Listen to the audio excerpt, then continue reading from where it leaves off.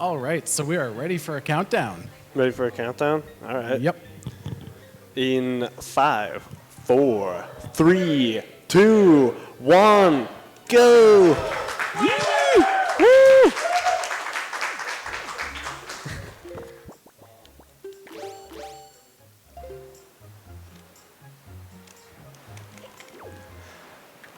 Hi everybody. This is Wind Waker Randomizer. This is a version of the original game that has been randomized, and a couple different things have been changed about it to make it an incredibly fun and friendly game to play whether you're a casual or a speedrunner. And the object of the randomizer is simply to go and check for items in hopes that you'll get one that you need. And now what I'm doing is I'm voiding out in a very particular spot to gain access to this island here early, because this island here has 2 checks for us, which we would not be able to do normally without a couple of items. And so by doing this trick right off the bat, we are capable of skipping needs for items and getting 2 places located right off the bat here. So with logic and randomizer, the logic is based on no glitches. So if you can't access something, there is probably no need to be in that particular spot, because the game just won't have an item you need behind a spot you can't access yet. So understanding how to work the logic and run the logic, and also understanding how to work the game and run the mechanics of the game and stuff are kind of 2 equally important parts of doing a Wind Waker randomizer. So coming up first here is our first check, and it is a Picto box. Now this is a great item because this accesses us the ability to check a couple more items on one of our first places that we'll be going to. So one of the reasons that we do a couple of these islands before going to the main place to check for items is just in case we can get a couple of items that will aid us in more checks. This is the route that I'm using right now is basically static for most people who run this game. Most of the top level people will do this particular route that I'm doing, where we go to this island first, and then we'll be going to another set of islands in hopes for more items. And right there you could see that there were 4 marks on my map. Each one of those marks are signifying a dungeon that we'll be needing to complete. And when I say complete, I simply mean defeat the boss. So if we end up getting all the items we need and we still just have to go and defeat a boss, we can use whatever glitches and necessary means we have to our disposal and simply go straight to the end and defeat the boss that way. So we have a couple options available to us that we can utilize, but also knowing what glitches you can do and what you can't do is incredibly useful. This game has such a diverse library of useless tricks that ended up becoming useful when Randomizer came out. So here we're getting storage. That's just the Wind Waker's version of good stuff. So this is a this puts Link in a state that kind of like makes things not happen. It like cancels cutscenes, it cancels like text, and it cancels opening chests. And one of the cool parts about canceling opening a chest is that you obtain the properties from opening a chest, which make Link act like he's incredibly small. So we'll open this chest, and we'll run up this here slope, like so, and navigate ourselves up into this crevice in the wall and just shimmy right through it. So I don't know what item I got because I never like saw the item visually, so we'll have to figure that out in a moment, what item that potentially was. So we just got storage again, and a storage is simply climbing up a ledge and pulling out your Wind Waker as you climb it, and then as you're falling, you cancel your Wind Waker right before you hit the ground. And that gives you the ability to cancel out certain things.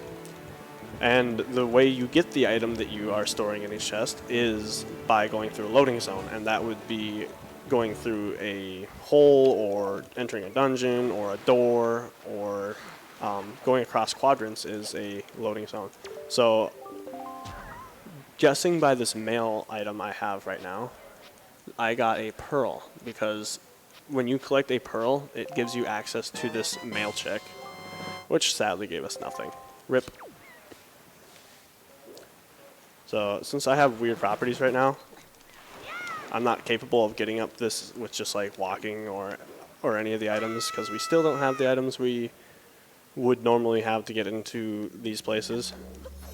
So these are a couple just quick checks that we can do right off the bat that can potentially save us a lot of time later.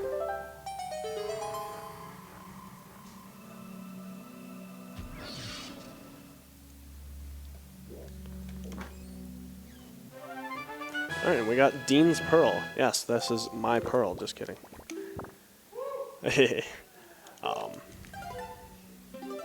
So I didn't see what item that I obtained from the earlier check, so I'll have to just keep in mind that it could potentially be something like mail. So I'll have to like check my delivery bag later down the line. And now we will be going to the main hub of our randomizer experience, where we will go check out 10 things. In this randomizer, you can randomize absolutely every single chest in the game, or you can randomize only a couple chests in the game if you really wanted to play like that. The degree of randomized is for our settings and purposes is pretty mild, so our settings will be done in about hopefully 2 hours, give or take. Whereas like if you were to do an all 100% settings mode, you would probably spend at least 10 hours doing it all. So that's with whatever strats you can use. So we're gonna basically just come here and start doing little side quests to start getting items to see where we're going to take these items, because we're simply just looking for items that will gain us access to dungeons and other places on the overworld we can go find.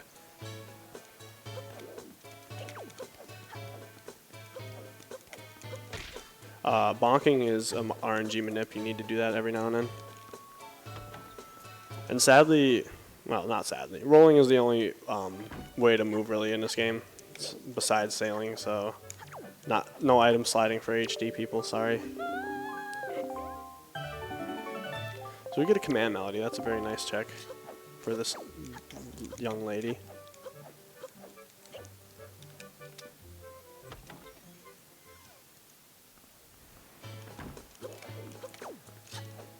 So just one thing at a time here, just going about and doing each item. There's these kids on the island that I need to talk to and chase and complete their mini game. And then after I complete these kids, I will also be like going around and talking to certain people to set up things for later.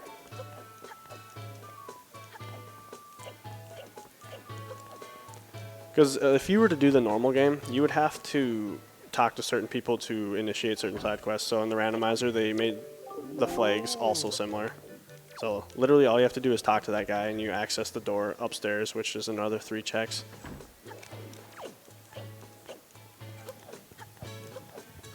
I got a message from chat for you, if that's all right. All right, let's hear it. So Wynn's Requiem, he's in the chat and he says, "Tell Dean it was an orange rupee from the other store chest."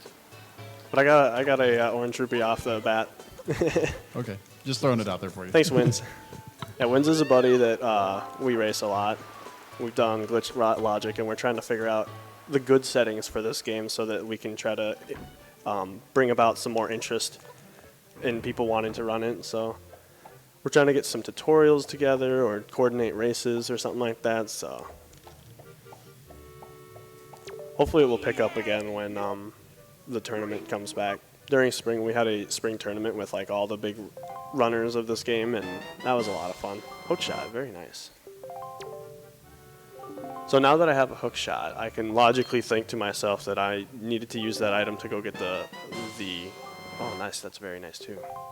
To go get the Picto box, which I already obtained first, so I basically just saved time by not going there.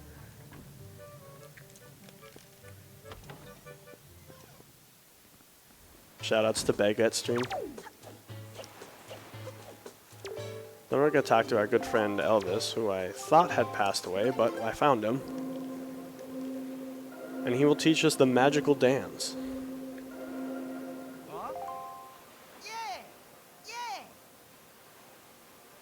Bow! And you gotta do the little head nod at the end. Otherwise it's not legit. Ooh. And we're gonna go blow some stuff up now. Oh crap. So at the same time I'm also trying to work this laptop to keep track of all these things that I'm doing, to make sure I'm not like overlapping or forgetting certain things. Because with this game, it's quite easy to forget things without a tracker.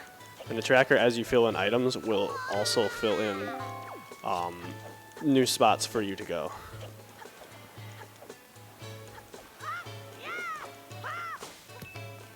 So our fourth and final kid is right here behind this bomb shop. Thankfully for us, we already have bombs, so we'll never have to go in there.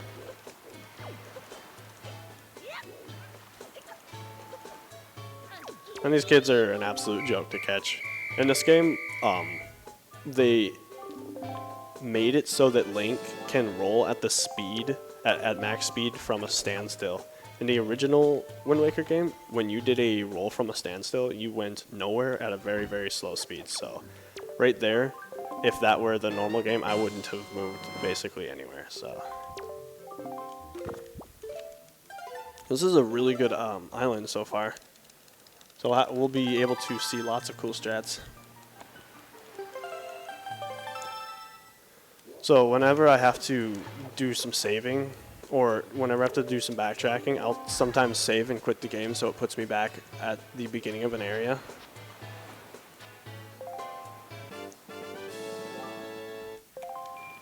Another orange rupee, nice. So money usually isn't a concern in this game, and if it is, like, that's a very big rarity. We got a couple more things here left, and then we will move from this island. And this is, like, if you were to casually be playing this game right now, you'd probably head over to check this out first, because there are 7 really easy things to get.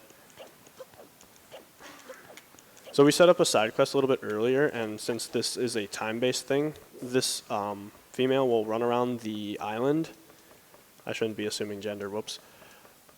And she's basically just going to be snooping around, so we have to activate her, and while that's happening, we will be turning on this windmill and hopefully doing some cool storage stuff that will end up saving a bunch of time here in a moment. Now keep in mind that what I'm doing right now can only be done if you have the camera by now. So there's my storage off this ledge right here. Any ledge that the camera will be like too close to be in front of Link will be a ledge that you can do storage off of. Because basically it's like turning Link around so that he falls off the ledge so that you can end up canceling.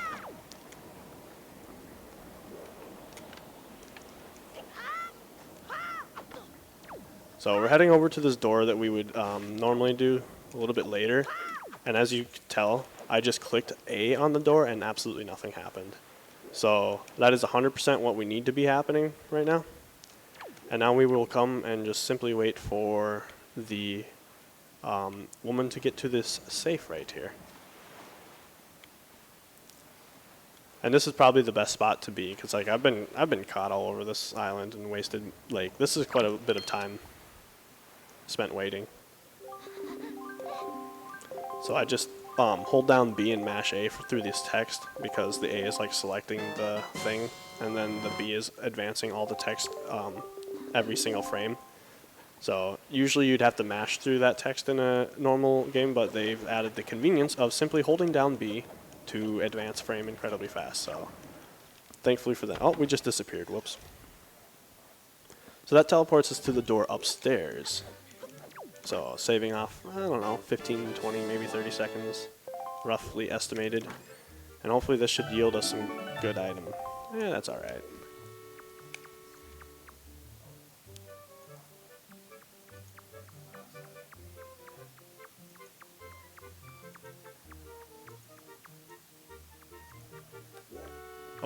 Will fall. Okay.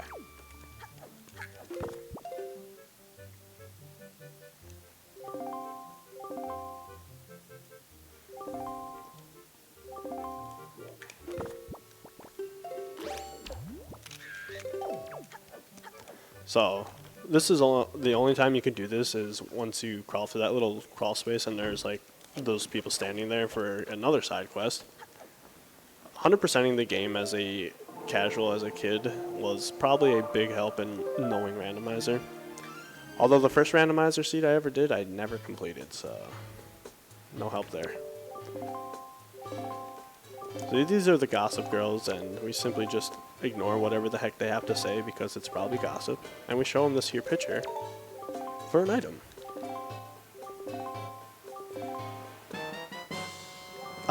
Wow, that's very nice. So this is actually super nice because as I'm walking down here, which I would normally go, I can take a picture of this for another side check, and hopefully she'll have an item. And that's another check. All right. So we're just getting one thing at a time. Just one thing leads to another.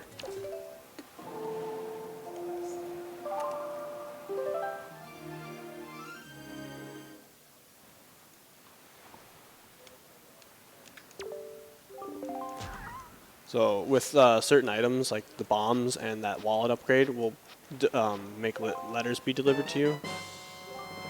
And a master sword. Hey! That's probably good, right?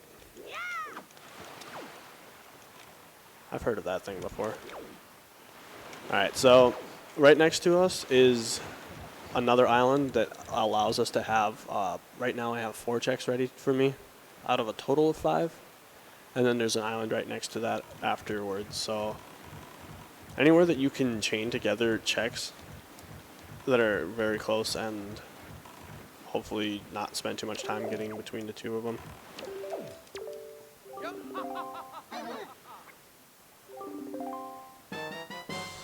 Ew.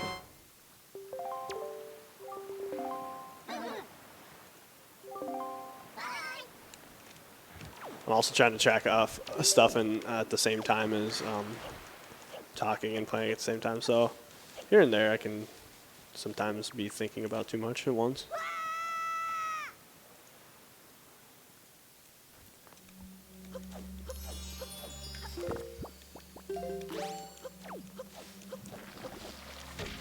When you're doing this, oh wow, you want to bonk as much as possible, obviously. As you're going along your randomizer, you want to get items to gain access to a dungeon. 2 Master Sword upgrades already, wow. And the faster you get your dungeons completed, theoretically the faster is you're going to be beating your seed, so the second a dungeon becomes available to me and I have to warp from like where I am, I will typically go straight to a dungeon so that I can continue on like looking for things or defeating the boss.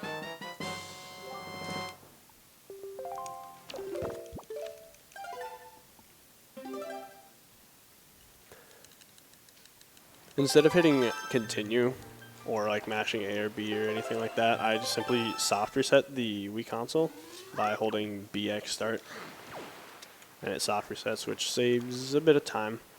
I'm slightly like nervous about doing it too soon because I feel like I've done it too soon a few times, and I've actually like done it too fast for the memory card to like write, so that can set you back a bit of time.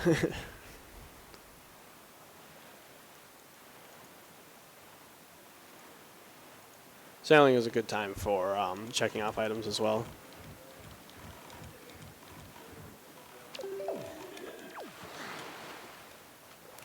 Mind if I read off a donation? Absolutely, let's go. So Gambit017 donated $5. Says, glad to donate to a good cause. I have 2 kids on the ASD, so this cause is near and dear to my heart. Good luck to all the runners. Awesome. He donated for the Final Fantasy IV for Enterprise Run, Kane name as Gambit. Nice. So, in our checks, we'll be checking dungeons, side quests, like short side quests, free gifts, fairies, mail, and think that's everything. Hey, speaking of mail.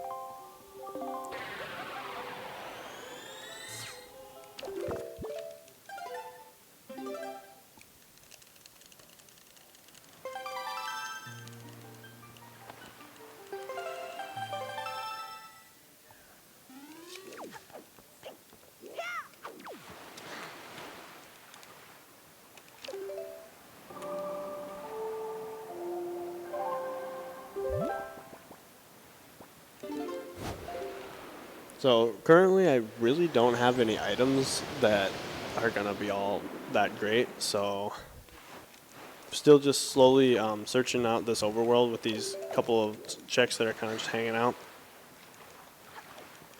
Don't have a lot of great ideas to do right now, but this is just sometimes part of the beginning is like just getting your items set up. Sometimes it could take like 20-30 minutes before even getting close to a dungeon. I mean, I've even spent like almost up to an hour before going into a dungeon one time on some bad seeds. And then you just complete them all immediately, basically.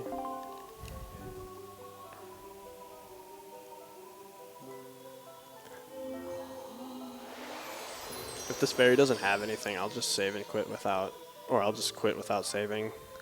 Okay, so that's power bracelets since they're actually needed. No saving quitting here, or no quitting without saving. Sometimes quitting without saving can have some decent things happen because you are saving the time that it would take to like go through the rest of the cutscene and pull out your menu and do everything like that.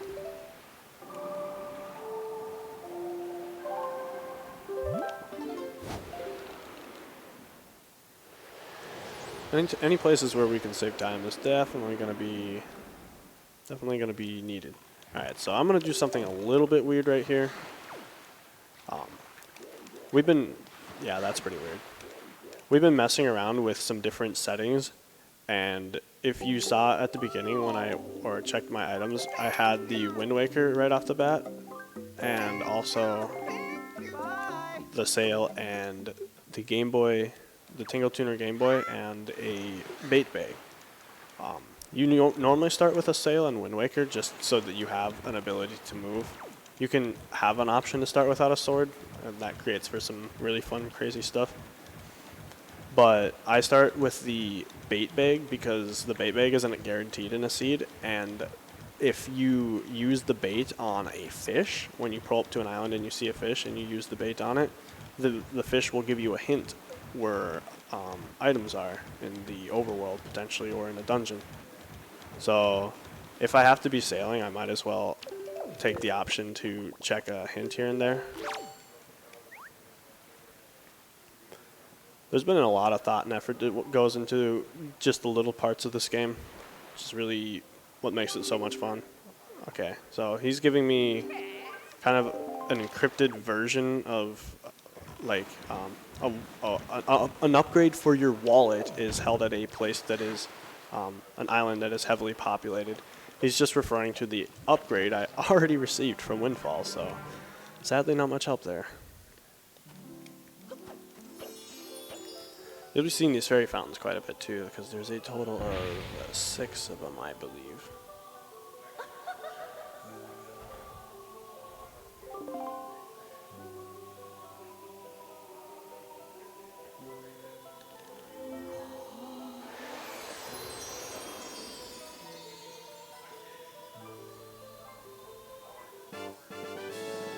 Alright, well, we definitely didn't need that.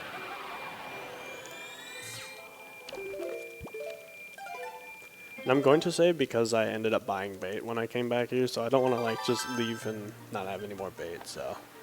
And the money's not too bad.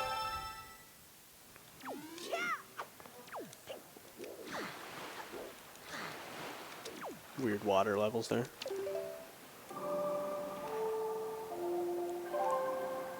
I am going to head off to the first dungeon. I don't have all the items I need for it, and I'm pretty sure that I won't be finding the items I need for it. So I will head straight over to this dungeon in hopes that it will lead to items I need, so. this dungeon is always accessible. Like, you could go here right off the bat with nothing and go do it. So if that is an option, what we like to do is, like, since this dungeon requires the grappling hook to beat and that's it, we would wait until having the items necessary to defeat it before even entering it. That way we can ensure that we can just go there one time without having to come back. Though when this dungeon is in logic like this, there is a small chance that you'll have to come back anyway, so. They made a convenience thing for warp pots between dungeons. So the first 3 dungeons of the game are linked together by a warp pot each, and then the last 3 dungeons of the game also have a warp pot. But you can't, like, warp from the first 3 dungeons to the last 3. It's only one or the other. So in the seed I have the first 3 dungeons and then, like, the 4th one, so I wouldn't be able to go from one to another. I'd have to go from one set and then completely just go to the other one as its own lone thing. This key is this chest is a small key. Wow, I guessed right. Nice. How random can it be?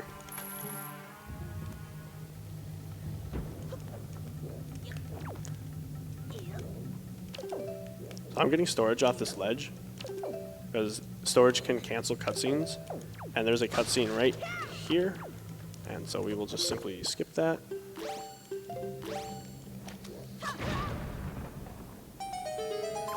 Alright, let's see if I can do this. So you sidle into this here wall, and line up yourself to about here, and now you start shooting. Oh jeez.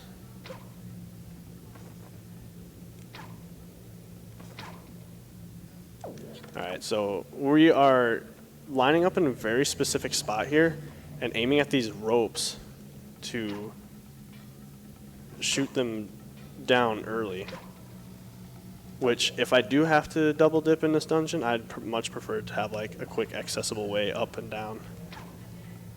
Alright, nice. It only took me 7 shots to get that, but alright.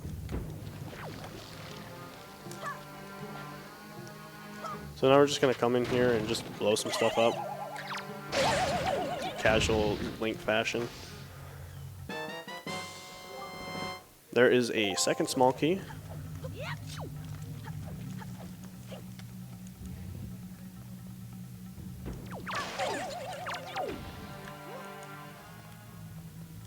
Dungeons are very nice because it's just a bunch of checks that are really closely located. And there's a third small key. Oh, okay then. A little cutscene right here that I can skip, but not quite. Have to be in a different angle. So you normally wouldn't be able to get this platform shot down unless you were to be all the way up here and usually cut it down with your sword. I don't think the game intended you to shoot it down like we did.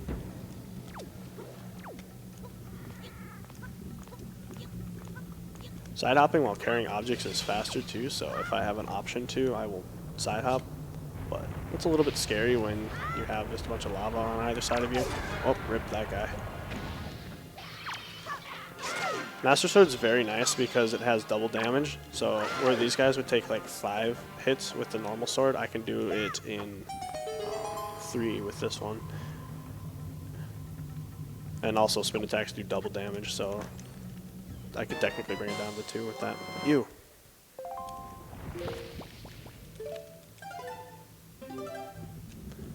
Alright, so I have 2 small keys.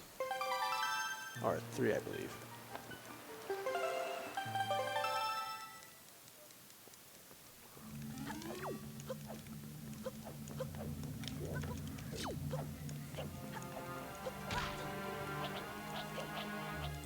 Right now on my tracker I have a check that is out of logic. It's the red one right above my mouse, and I can still get that with the items that I have because it's just a slightly overlooked thing, I guess.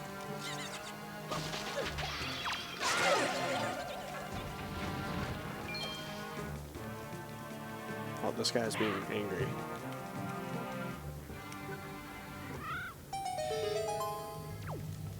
So, we'll take this stick, and we will go to here and throw it against this wood.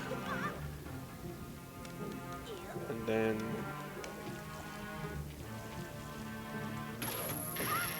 there, perfect.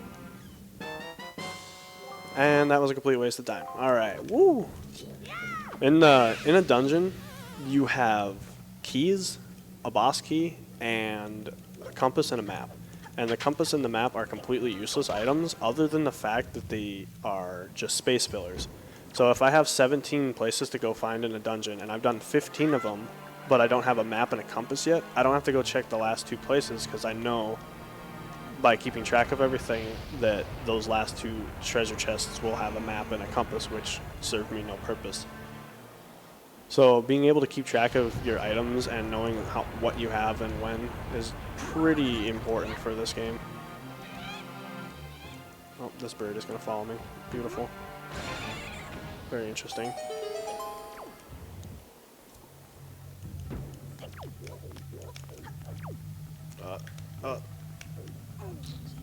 This is probably the hardest puzzle in the game right here. Very hard. Since we have all these items as well, we can just kind of cheap our way through these checks, because normally you'd have to do a puzzle. Hey, that's very nice. Oh, nice. And there's a big key. Interesting.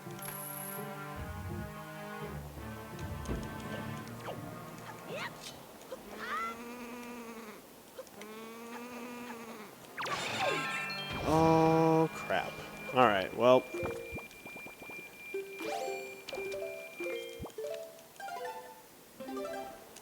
So this did not allow us to progress, sadly.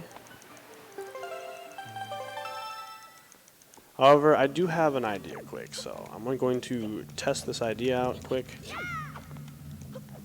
And then when it doesn't work out, then we will go on to the next thing.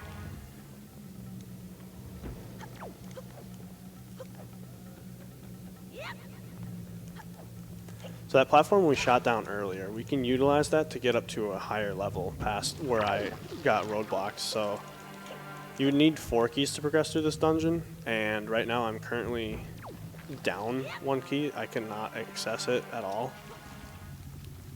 So I will continue to the top of this dungeon in a strange formation. Well, not like this. Interesting.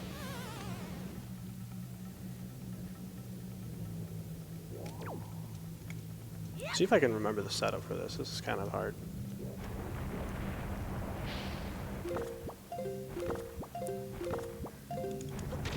Alright, not quite.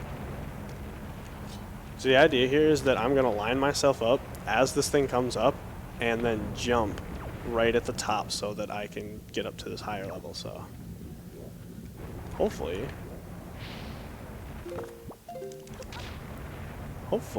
if I can time it just a little better than that, we will get it.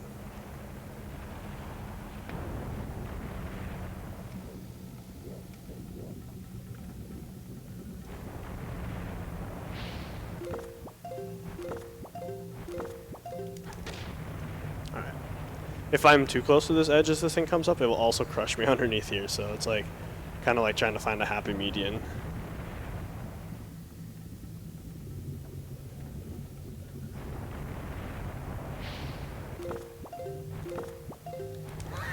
Aw, dang.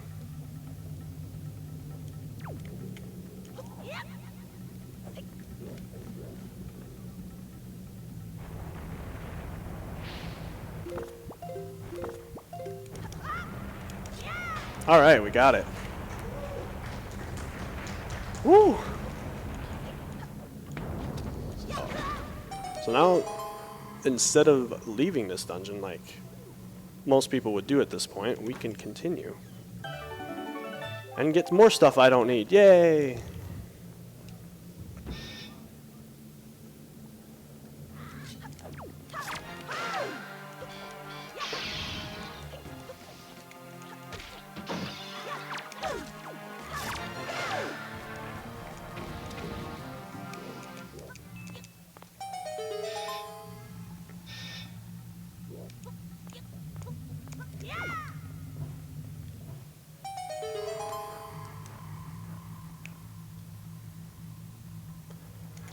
Alright, so now that we're up here, we are in a territory where there will be no items available to us, which kind of sucks, but we are here and I'm simply going to go and get the warp pod that is at the top of the dungeon so that we can come back a lot quicker than this first time.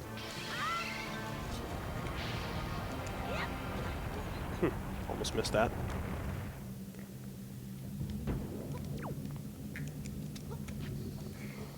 So we have two rocks here, and they both have like a cutscene. So we will blow them both up at the exact same time. We'll come over here and check these chests out quick.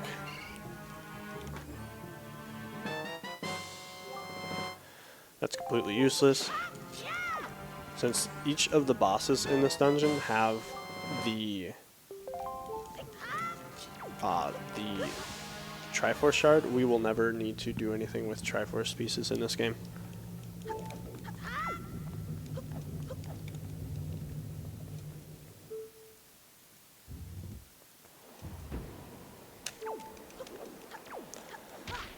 And bonking. I have low health, so hopefully I don't die. I'll pull a bomb out as I walk through here because it saves the animation of Link turning around after that door closes. Just a whole second saved. We need those seconds.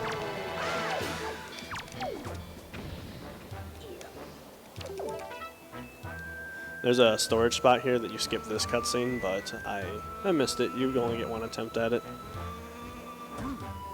It's more for fun than anything. That guy's really hard.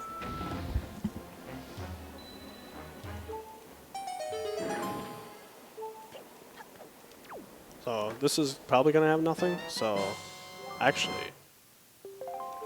just kidding. That had something. So that was actually a little bit more useful than I thought it was gonna be.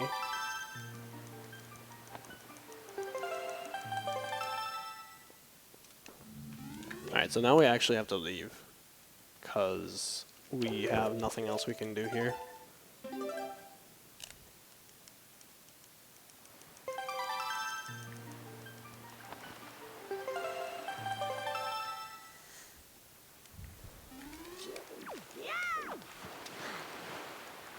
So thankfully with that dungeon though is that all I have to do is come back and then beat it right away. There won't be any other stuff that happens beyond that.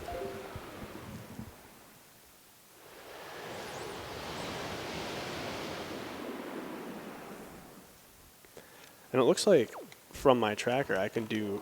Whoa, that's not my sail. That would have been awkward. I can do most of the temple that I was just warped to right now, other than I don't have a leaf, which isn't that big of an issue. You can do the whole dungeon without a leaf. You just need to be really good at blowing yourself up on a specific frame. So in lieu of that, I'm going to go check this one and then another check that's right next to it, just to see if there's anything valuable right here. This was my last check that I avoided before going into Dragon Roost Cavern, so hopefully that there's nothing here that I need. Otherwise I'll feel kind of dumb. Anywhere that you have your hook shot and you can get up faster using the trees and stuff is way easier than just climbing this normally. We can also use the hook shot inside this island, which is really convenient with how quick and easy it is.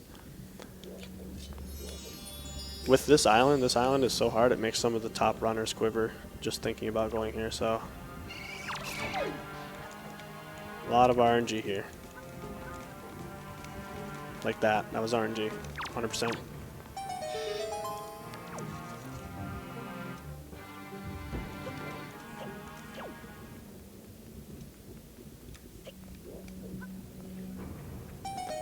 So since these ledges are really small, I don't really want to do anything with them, so we'll climb up here and use our hook shot on this torch right here, just to skip over towards these guys.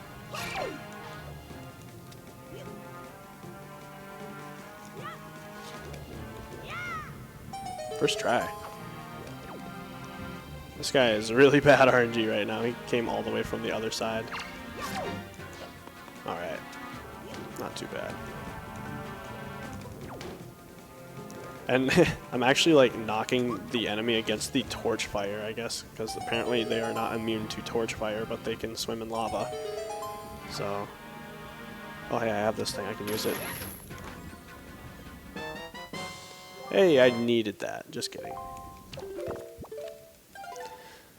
Telescope is an interesting item in this game for the purpose that it has no point, other than the fact that whenever I pull out my menu now, the cursor will be on the telescope, so I have to remember just that tiny piece of information. So there's another island directly next to the island I was just at, and we will see if we have any progression items here as I check off some stuff.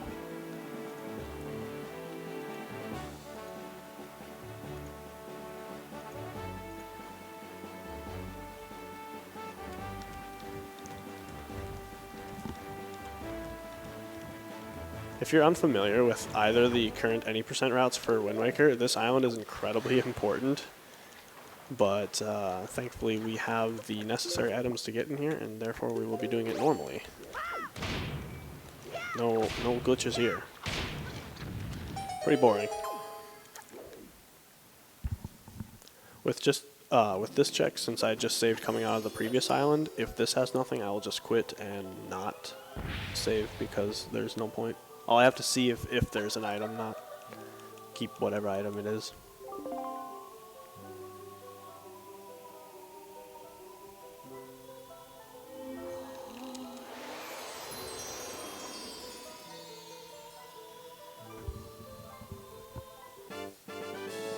Alright, so that's completely unnecessary, so I'll just quit.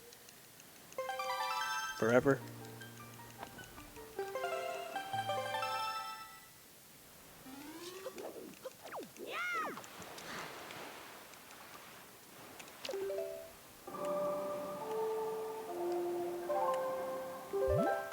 So, we're going to come here, and we're going to do this dungeon without one of the items they want us to do it with, because there's a strong chance that it will hold other items that will hopefully lead to other items that will lead to other items.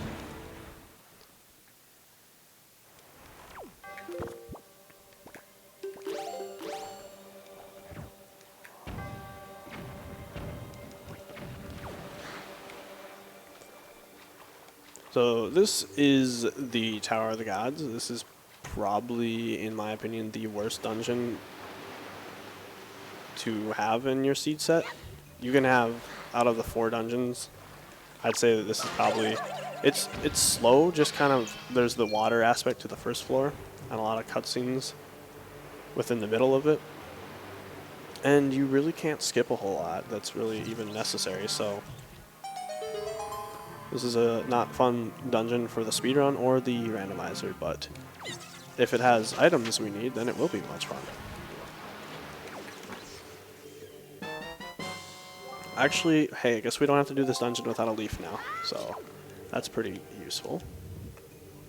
To be the absolute first check I get here.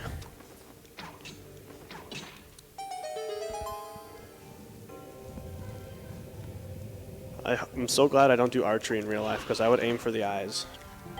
It's just naturally ingrained in me from playing this game for so long. And we got Trash Chart 34. That is his actual name. It is a trash chart. So we have no need for those.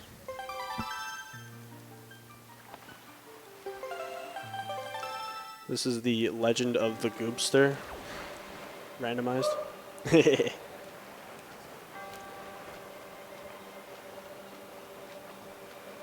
Oh man, okay.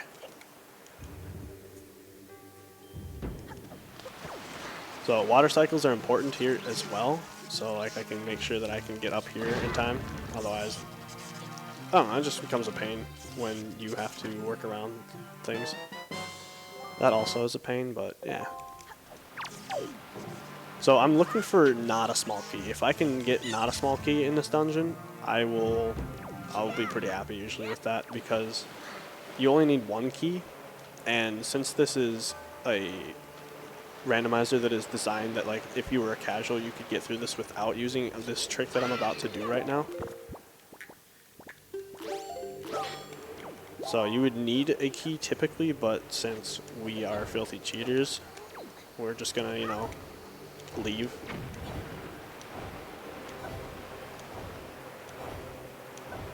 Alright.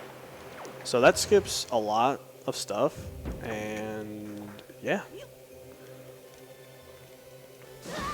And that wastes time.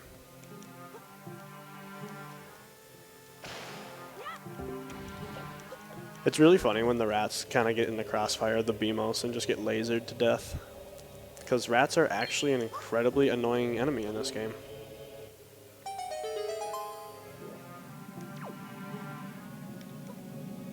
It's kind of interesting how, like, as a speedrunner, bats and rats, or the keys and the rats in this game, are just so annoying, but, like, as a casual, I'm just gonna get blasted down. That's probably not good.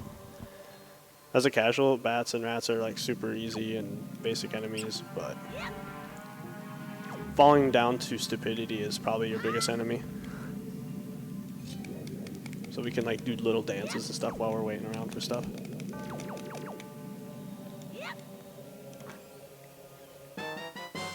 Hey, that was a complete waste of time. Oh well. I didn't know if I could make that, so I just kind of tried it. YOLO, right? Let's see if my 360 no-scope skills are fresh today.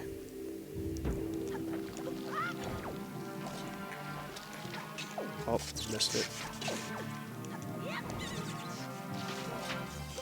So, we're setting up for some stuff and avoiding enemies, because killing enemies takes time, and that's also inhumane, so.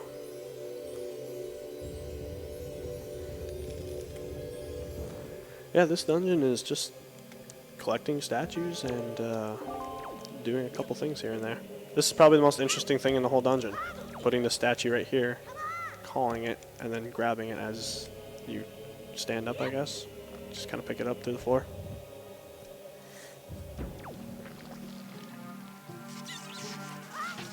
No matter which way it seems like you do this, it's going to be slow no matter what, so this is just kind of the way that I end up doing this when I end up coming through this area.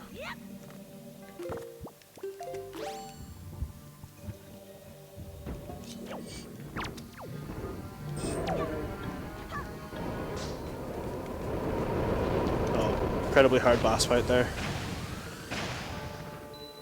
Oh, look, a floor.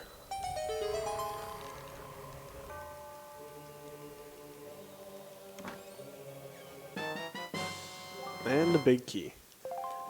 The only key that is not skippable in the vanilla game. I mean, it technically is skippable, like we can skip it in this version of the game, but that assumes that, like, the last chest that you get isn't the boss key like it is in the original game.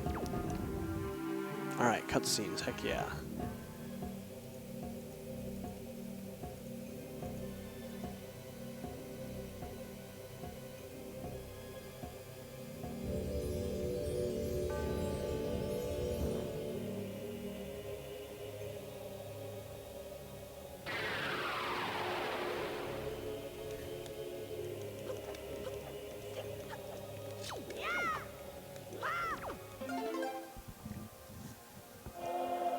It's kind of interesting how these song stones still have like the song animation and everything, but you just kind of get a random item from it, so it's just like, here, play the song for a random item. And it's, ugh. So my hopes is that the chest that I skipped on the first floor is something I don't need, and a lot of runners will skip that chest that's behind the gate on the first floor because of just kind of the amount of time it takes to get. And if they need to go and check it, they'll do so after doing the dungeon, because there could be a chance that, like, you don't have a small key or a compass or something that is unnecessary to the speedrun as a whole, and that there's absolutely no point in getting it. So if we can skip things, that saves time, which is the holy grail of speedrunning. It's not called slow running.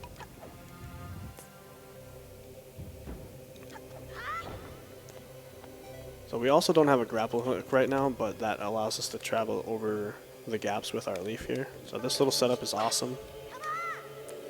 You just do a little sidle against that rock there, do a turnaround, slash your sword, and then call the statue. And this sets up a perfect angle to skip the room doing the normal way.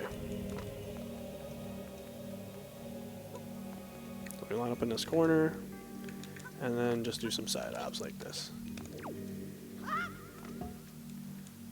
And then drop the statue, level 10.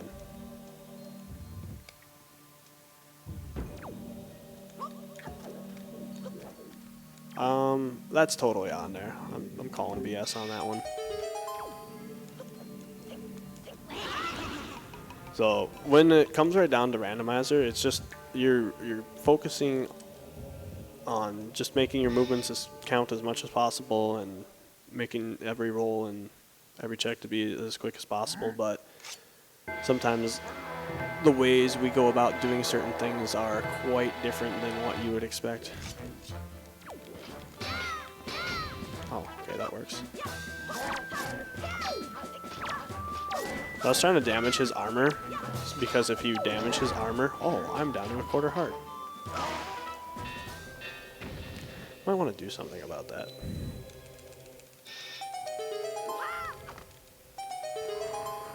For some reason, I'm allowed to move after that cutscene. I've probably, in the 100-ish plus seeds that I've done of this randomizer, I've probably died like 2 or 3 times. So dying is really not a thing to worry about, but when you do die, oh, it's so bad. So we are simply going to sneak our way right by these guys. And I like to turn my camera in a way to kind of keep the other one off the screen, just so it's like not rendered and loading. Kind of gives me a higher chance to get through there without worry. And more cutscenes. In any other dungeon, they basically don't have any cutscenes, which is kind of another reason Tower of the Gods is not my favorite, but gives you time to figure out how to work this mouse for your tracker.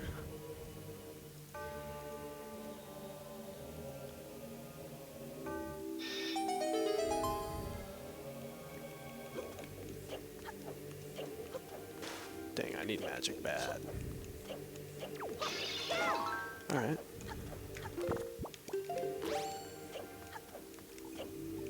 Also, menuing is surprisingly much harder than you would think. When I first started playing, it was just like getting used to knowing where all the items were. It was really helpful, though, that I had done the original game speedrunning for about 3 months before I decided to pick up the randomizer and just mess around with it. When they updated to, I don't remember what version it was, 1.4 or something like that, they implemented race mode, which made it so much more playable. Grappling hook, very nice. Very, very nice. In the original version, before they updated to race mode, you could find your Triforce shards anywhere, and all 6 dungeons could potentially have items. So a lot of races ended up coming down to be dictated between somebody just guessing to go to the right dungeon at the right time. So with new race mode, it's a lot more execution and skill than it is luck-based now. There's still some luck, obviously, but it's definitely not like it used to be, so maybe this cycle will work out. Nope. Yep. Nope. Okay. This guy is definitely causing some troubles.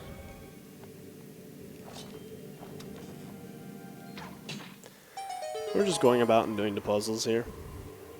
I surprisingly, like, when I started playing this game as randomizer again after speedrunning it for so long, some of these chests on the tracker was just like, what is that? Like, where is that check? What? And hey, very, very nice for that one. So, for this game, in terms of items, you need 4 pieces of the Triforce, 3 upgrades for a sword, and 3 upgrades for a bow. So we have 2 out of 2 for our bow. Oof. We have 2 out of 3 for our bow and 2 out of 3 for our Master Sword. So all that's remaining basically is just get the last couple of items we need and go defeat the bosses.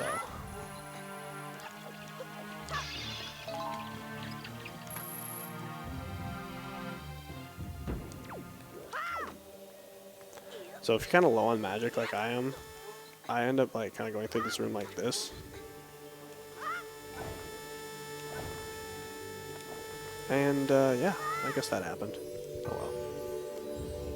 I was anticipating on doing this dungeon without a leaf, so the leafless strats would be to bomb yourself over these lasers, because if you don't have command melody, you can't complete that either.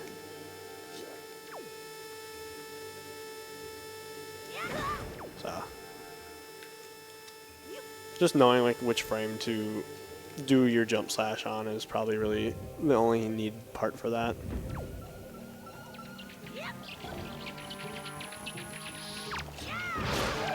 Alright, we got him.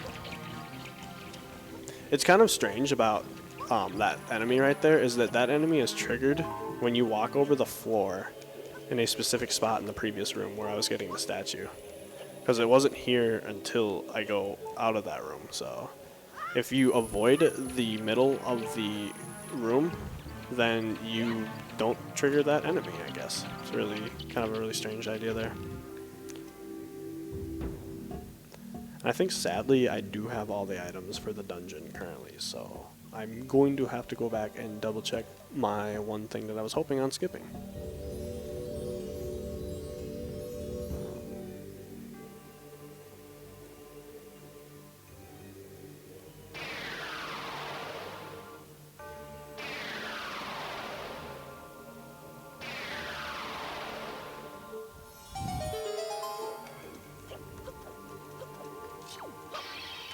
What's also surprising to me right now too is that I don't have a bottle yet. Usually you would get a bottle, which is great for storing things like water and fairies. And we would utilize that to get soup, which we can duplicate infinitely for magic and health. So that's an incredibly nice item to have when you're doing the randomizer. And a pear. Absolutely nothing I can do with that. Alright, so actually, I don't have the dungeon map, so I can skip that one chest.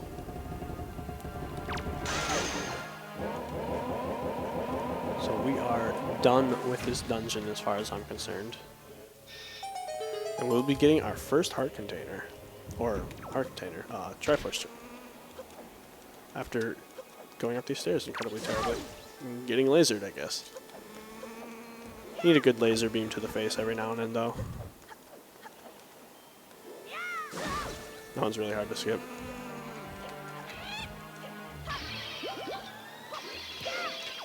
Now, if I did have a bottle right now, I would pick up one of these fairies and bring that off to Grandma, because Grandma will deliver some mail, which is another check for us. And I have fire and ice arrows, so interesting that you would never have fire and ice arrows at this part in a normal game, yet you can defeat the boss with fire and ice arrows, or at least the first part of the boss hands. Because I've never seen this idea before, Nintendo. This is such an original boss fight. Thank you so much.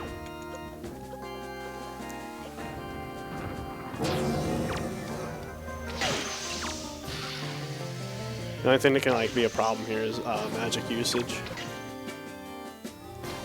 I was practicing this fight last night, and I shot his eyes 4 times before he did this in one cycle, and I've never seen in all the 3-ish plus years I've been messing around speedrunning this game, I've never seen a quad shot other than someone doing it on save states or tasks. These hands are on a randomized timer as well, so they can just randomly respawn as I'm shooting the other one. So sometimes the RNG in this fight is absolutely terrible. There was one time just in the first phase alone, I had 5 respawns, which cost almost like 45 seconds to a minute. And if we hang off the side of the edge, it transports us to the middle at the end of the fight, and just kind of leaves us kind of in the ground. So kind of like a little cool swag strat there.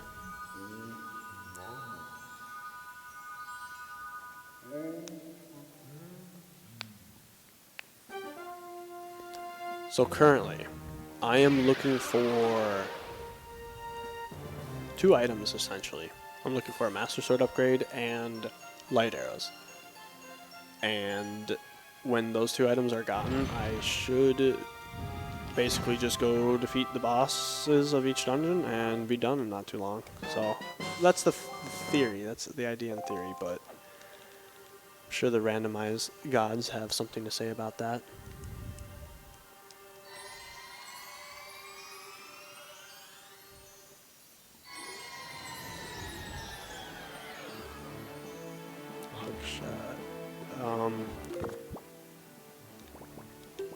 Alright, so I'm facing south already, and I'm 1 quadrant away from this check right here. And this check will yield us 2 checks.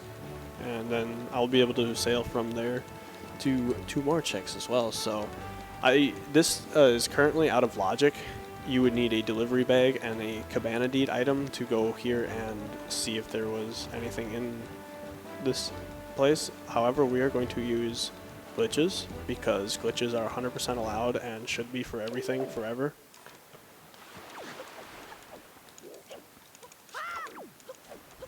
If I could glitch my way through real life, I would. What am I doing? Whoops. So we're going to get our all famous one technique kind of does all thing is our storage off that ledge there. And conveniently, they have placed a treasure chest right out here for us to get. And yeah, so we got that treasure chest, quotes, air quotes. And we will be obtaining the properties of the hitbox of a treasure chest, which allows us to kind of like put ourselves in this really tiny gap here and shoot the tree behind it, getting in the loading zone. That was money.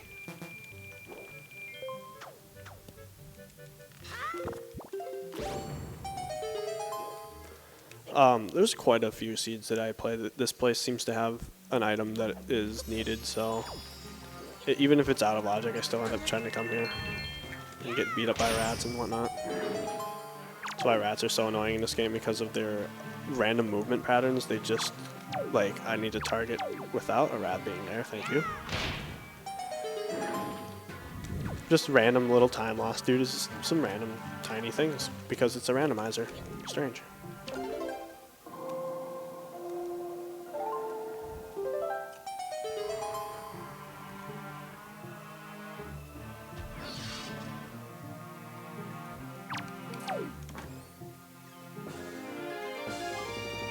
We're going to definitely be needing that if I'm going to be dying. So everybody who ever plays this game needs to know this strat. So you just go behind this ladder and, yeah, just kind of hook shot to the next spot. There's a whole maze of crawl tunnels and everything down here, and nobody wants to go and do that. So, yeah, we just do this. And junk. So that's also kind of a double-edged sword. It's like, even though I was there to do it, because it was just like along my route, it yielded nothing because it's out of logic. So sometimes going and trying to do something before like you have the ability to do something is not even a good thing sometimes. Sometimes it's a great thing. It can prevent you from having to do like several minutes worth of stuff, but it's a big reason I like to have it. Like, I think that when Randomizer has a high replayable value, because simply it's just a dynamic game that you have to have a library of strats kind of in your head waiting to be used that you mostly won't use, but then like the one time you do need to use it, then yeah, it's going to be a lot better. So So what I just tried to do there is shoot both of these ice things in one shot, but I missed. Oh well.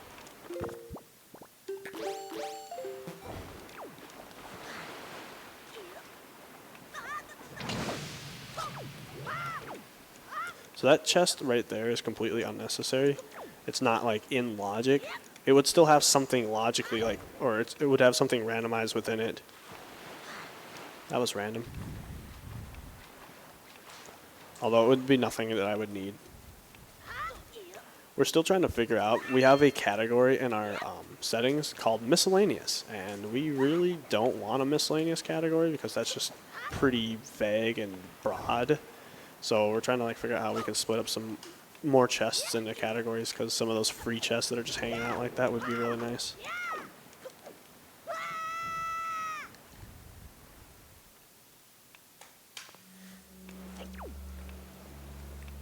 We just roll towards this wind in a very easy to do way. And we get nothing. Aw, dang.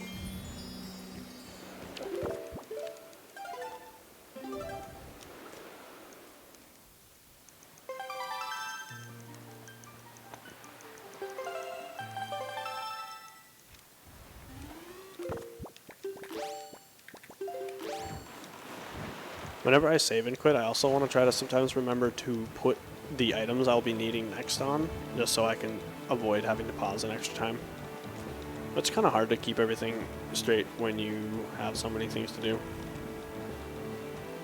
So I'm thinking, because this fish looks like it's like in a good position, that I really don't have to like deviate from my course currently to go and get it. Maybe we'll check them out. If I can do this.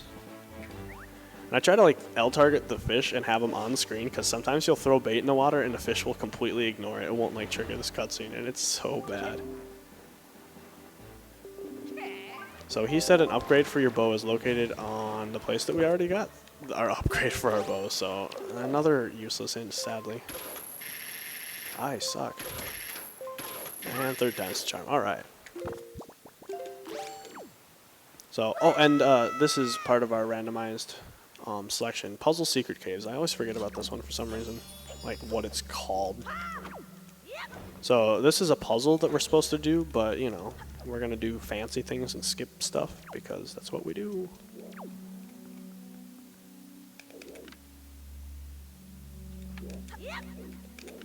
So we get into this like spike, and then we can just kind of float to the top of this without moving a single block. So yeah.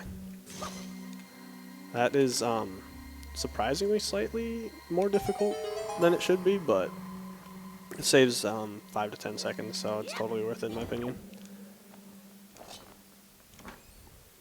And a Moblin's letter. So at this point, I think we have all the mail, but I don't have a delivery bag yet, so there is a chance that mail won't even be in the logic, so.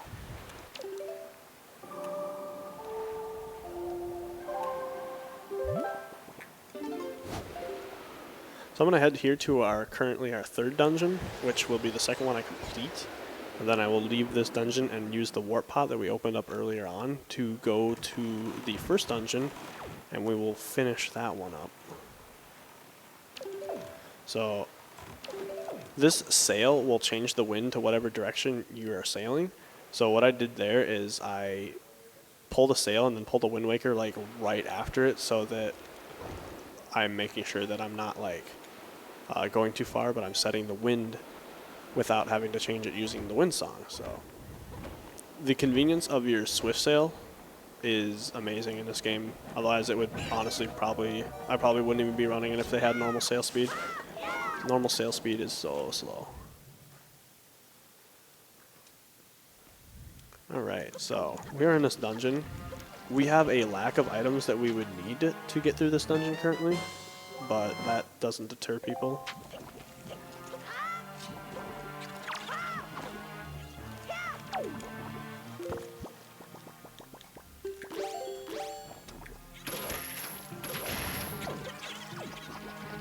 So since we don't have a boomerang or anything, I will be using my hook shot to get through these eyes because bombs and bow are limited ammo, and so I don't want to be burning through my ammo.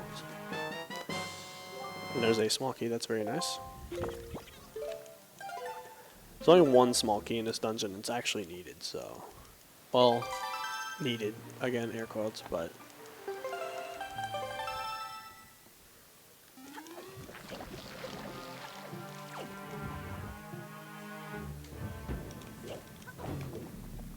I do a little side hop into these flowers to save a couple frames as well. That time I don't do it just because of kind of the scariness. I'm gonna open up this warp pot, and I'm just gonna throw bombs aimlessly everywhere else, I guess. Blow myself up. That's alright.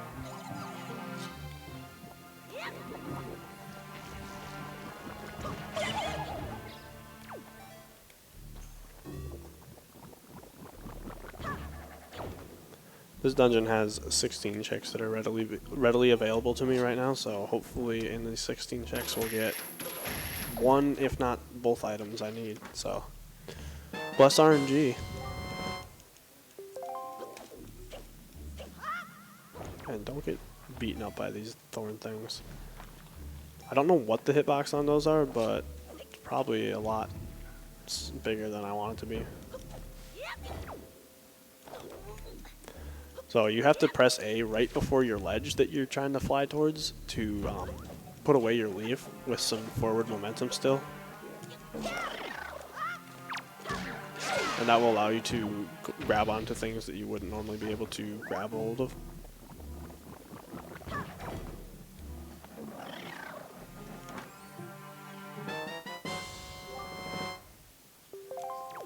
So we're going through this dungeon, but it's not really yielding anything currently. Strange. And I opt to go back in these flowers just for magic refills because they're just a free magic refill.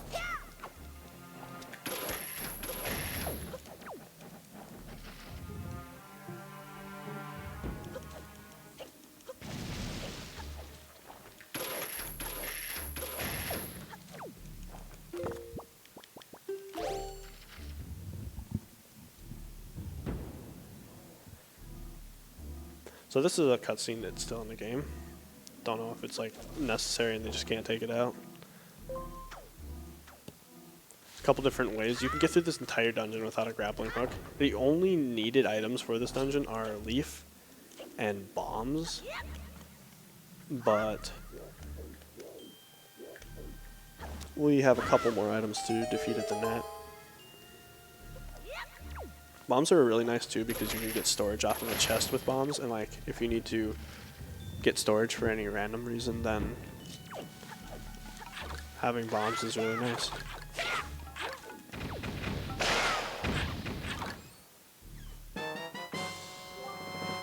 We definitely don't want that.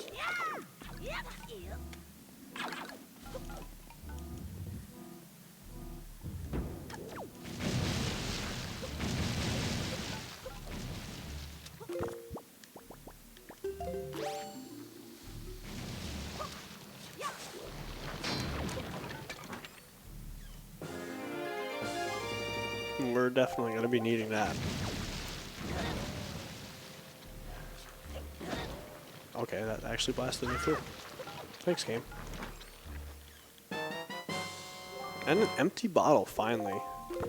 So that will give us access to Grandma's mail, finally.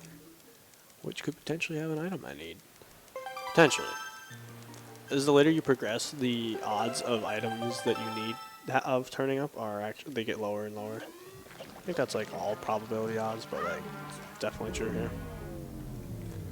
And we don't have a boomerang either, so a boomerang is one of the intended items you need to get through this dungeon, but you know, I do think it's the unintended way. So we'll just do a little bomb push and then get out of bounds into this not poisonous water. I completely thought this water was poisonous when I was younger.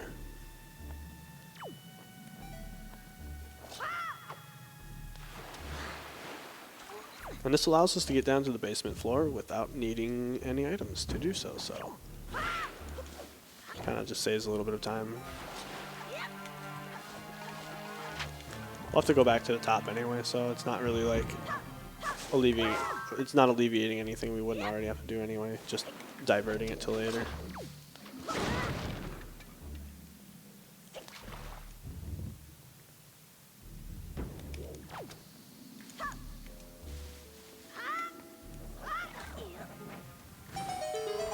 So there is a chest in that grass over there if you throw a bomb. And in the original game, if you were fortunate enough to have your Game Boy Tingle Tuner hook up for your Game Boy, then when you were messing around on the Game Boy, on the map of the Game Boy, you would see that there's chests that you wouldn't be normally seeing on your map in the game. I think that the Game Boy functionality capabilities with this game they're like a really cool concept, but like they just weren't like crazy popular enough to like really be like a giant thing, I guess.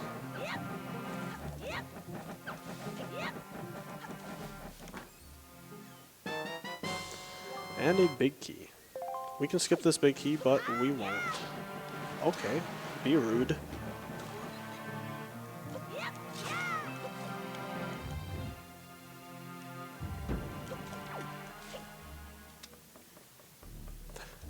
Climbing speed and like grabbing and pulling animation is ×2, or it's about twice as fast as in a normal game. So climbing up ladders and stuff is not as tedious as it used to be. Gonna do another ledge clip out of bounds here. Oh, okay. That was really strange.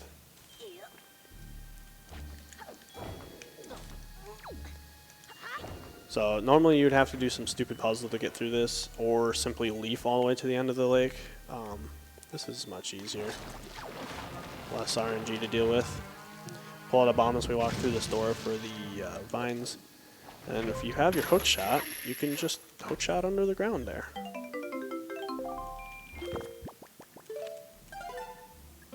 This dungeon is sadly yielding nothing that we need as well, so... Looks like we're going the full length of this randomizer, I bet.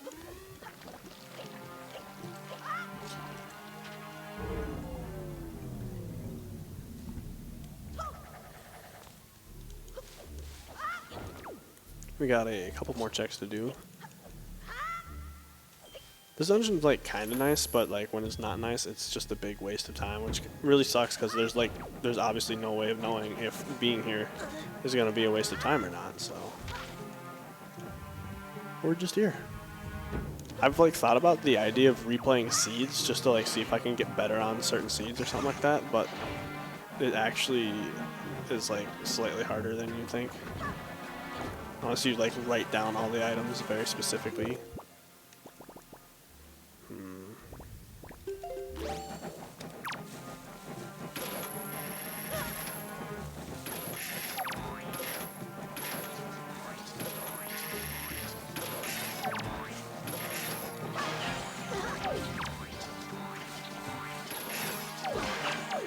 But these enemies are probably the most annoying enemies in the entire game, so removing of them before doing this is highly recommended. I've tried to do this without getting rid of the enemies first, but getting up here without getting bopped off is completely just luck.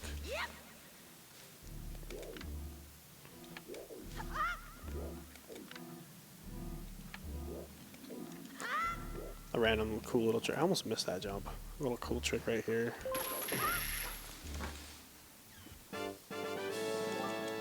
Yeah, this dungeon is turning up empty. Pretty vacant so far.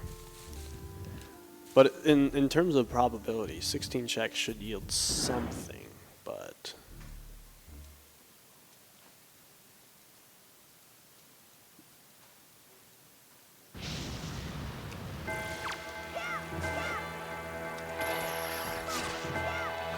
So for some reason with the hook shot with this boss, it just immediately clips all 4 wings, so...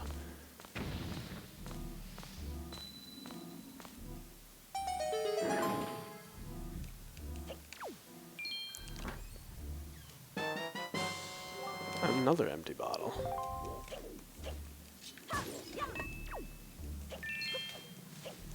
So now that we have one empty bottle, having two is actually not twice as good. Getting out of here with a hook shot. There we go. So sometimes if you don't have certain items, you can either save and quit or use an unintended item. These things, though. Good thing I got all those extra hearts. Otherwise, I'd be dead right now.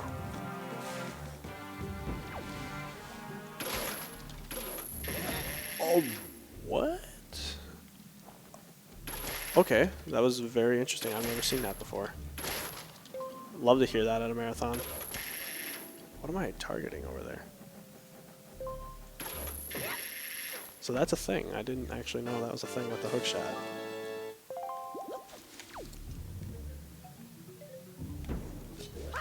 How many bombs do we have? Not enough. Oh, jeez.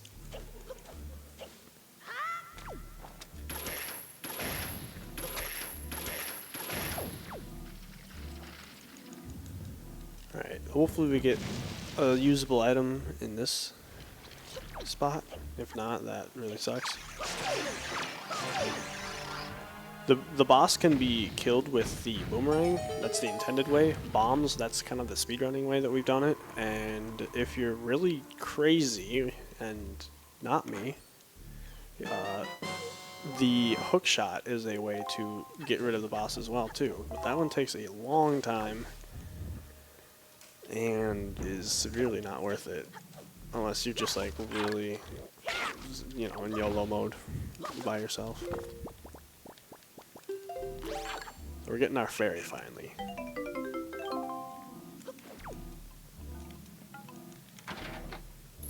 And I'm going to try to defeat this boss with bombs, which is a lot harder than it sounds, sadly.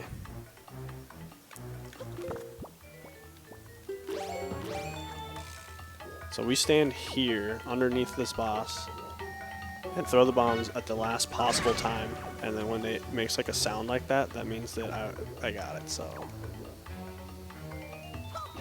And times like that where it looks like it totally should have gone up there, but didn't. Yeah, it's there's definitely some luck when it comes into play with this boss and bombing it, sadly. And also timing your fights better. Oof. So I'm gonna save because I have. Okay, so I need 2 more hits and I have 5 bombs to do 2 more hits, so. Alright, 1 more hit, here we go.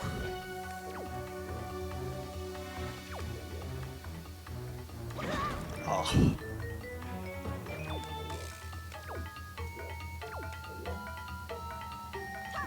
Oh, come on.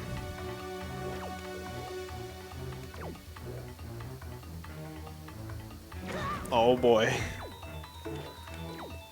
Please, RNGesus. Welp. What are the other options we have here?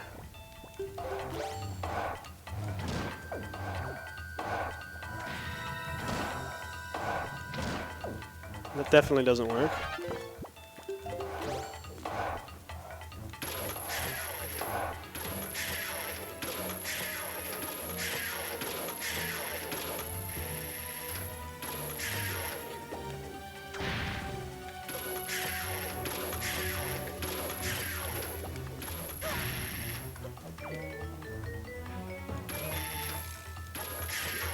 Sometimes you gotta ask yourself, is it really worth it?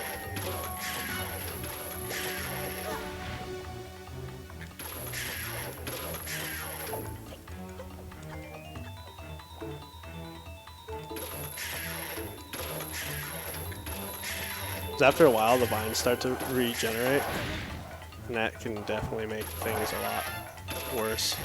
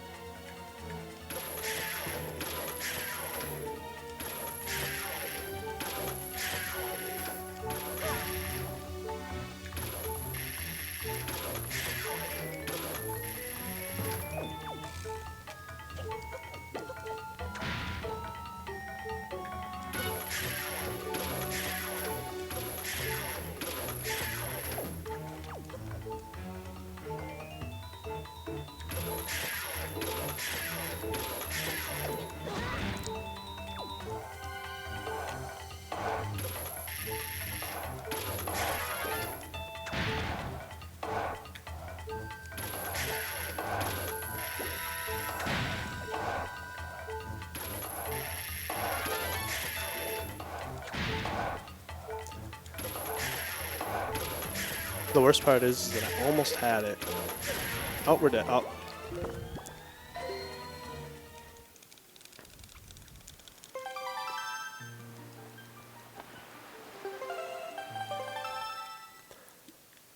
Well, we're going to come back to this one. And hopefully we will get an item that will help us with that one. Either more bombs or more boomerangs or something, one of the two. Because both of those are necessary to beat that, but coming back here, thankfully there's a warp point so I can just immediately get back here.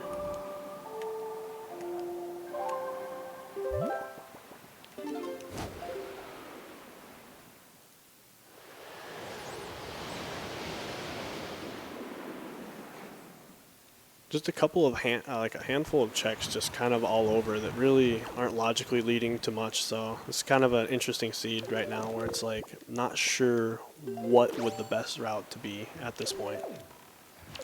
But that happens in Randomizer because it's a random game, surprisingly.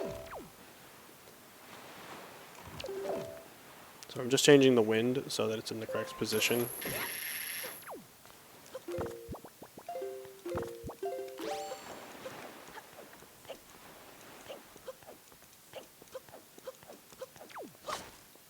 I don't like signs.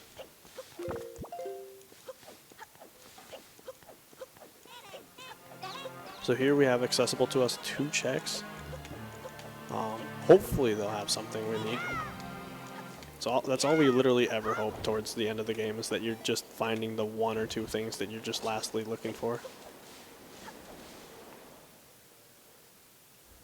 And it's kind of a crazy thing that I don't have any any way to get my mail checks yet, but hopefully they don't come back to bite us later.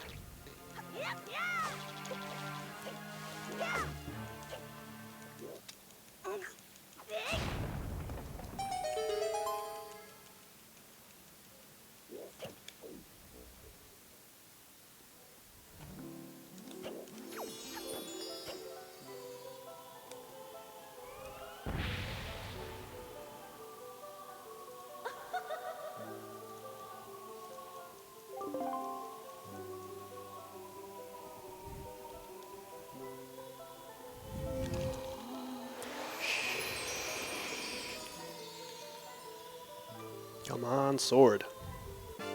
That's not a sword.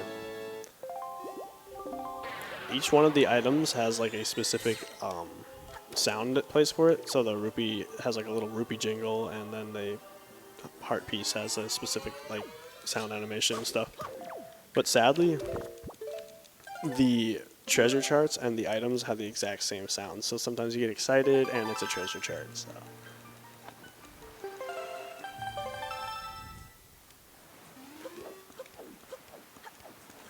So if you do not save Grandma throughout your run, because she is just a poor old lady who is very low on health right now, you're kind of a monster. So I'm trying to make a petition that makes sure that everybody goes and saves Grandma. So you don't want to hear sad Grandma music for too long.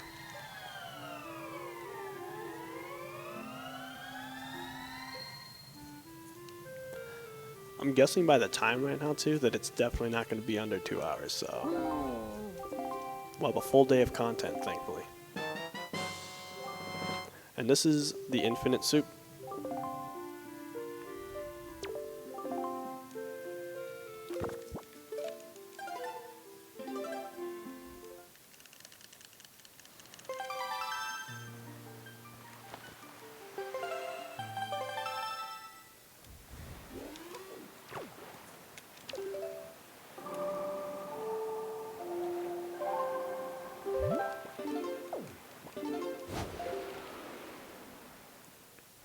Yeah, I just kind of have a bunch of random checks all over the ocean, and I don't know where to go. Because you could go, like, if I went to the last dungeon right now and, like, looked for my last Master Sword upgrade, I could do all 16 checks and come up empty-handed. So I'm doing this in hopes that I can get those items before going to the last dungeon so that I can save a lot of time. Because in the last dungeon, if you have all the items, you are in what's called go mode, which is literally just go towards the end in whatever quick way fashion that you can.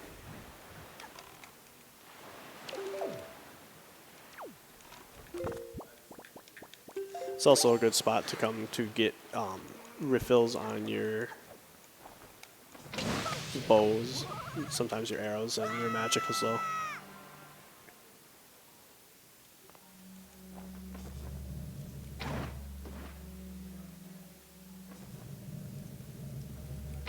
Oh, crap. I have no idea. That shot's really hard to get.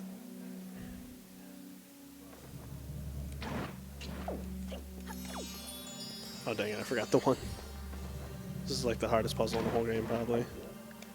This whole game is literally just how fast can you do Windmaker puzzles. Oh, okay, we need arrows.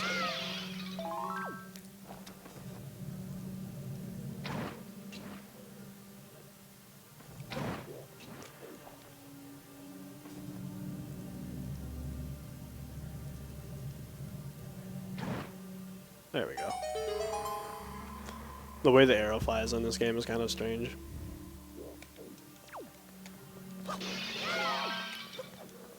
Alright. Nope.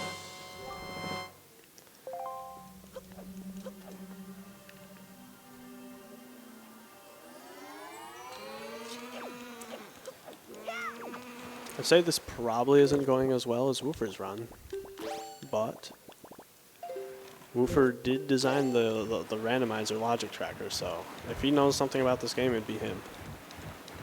That was a great run at VGM.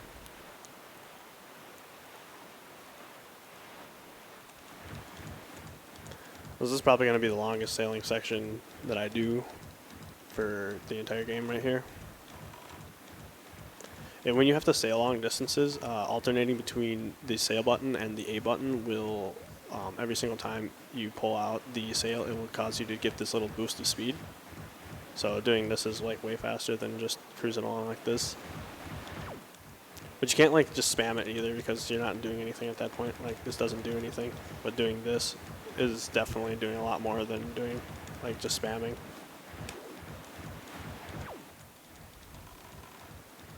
Oh, very, very sad that the fish didn't give me any help this time.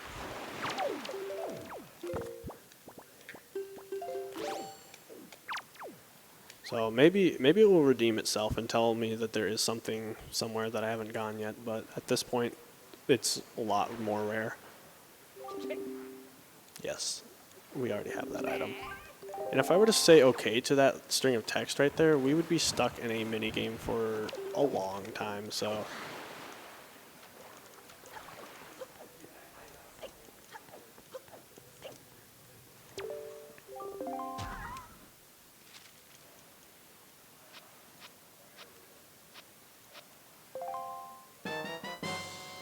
Oh my gosh.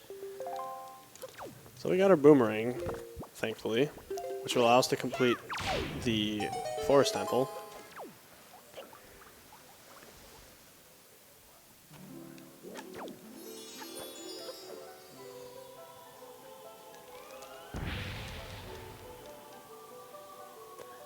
If anything, with the fish hints, I hope that, like, well, honestly, I think that bow and master sword upgrades, especially at this point, would be the most helpful. But basically all the time knowing where a bow or a master sword upgrade would be super helpful if you haven't already gotten it yet.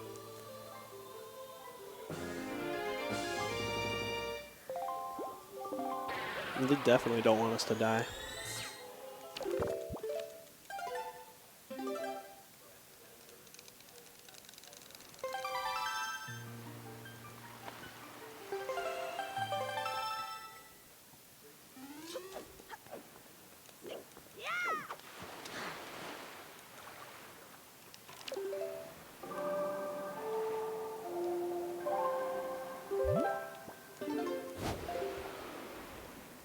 Alright, so we have 3 quick checks that are available to us right here. And just looking for literally 2 items for the last several minutes.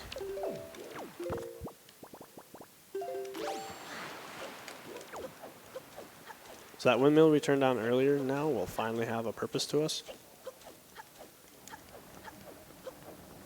Way back in the first 10 minutes of the game, or 20 or however long it was.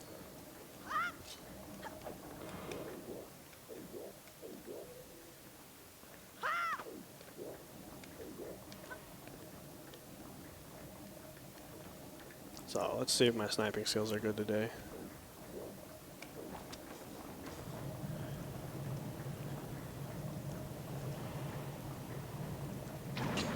Oh, they're not. So if you shoot right at the bottom there, then it has like a big enough explosion radius that it like works. So I'm doing a side hop there. That's probably a really bad idea. So we'll see. Hey, that was super perfect. Didn't know that was going to be that good. And nothing. Big old bunch of nothing.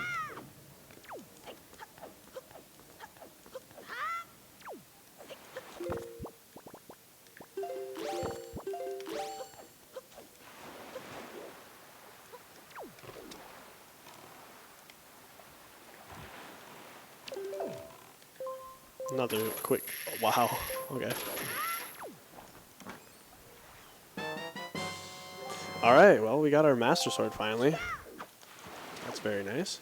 Now we just need one more item and we are out of here. After the next item, it's just defeat a couple bosses and Ganondorf. So that's just a bunch of bosses, really. I really want to avoid Earth Temple, because Earth Temple is just a really long dungeon and a lot of stuff in it, so if I can avoid the puzzles and going through the checks and stuff with that, I would much prefer to like check a couple things in the overworld than going through the dungeon. Although it's just so hard to know like which is the best to do. Should you do a dungeon? Should you do the overworld? You know, it's just guessing. And that's the point in like a race. Hello, quick item. In a race, it would probably come down to guessing for some people, even at the same skill level.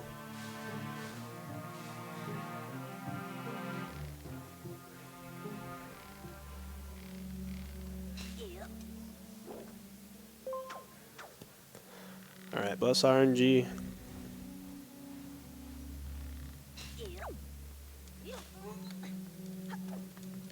Treasure chests are hard.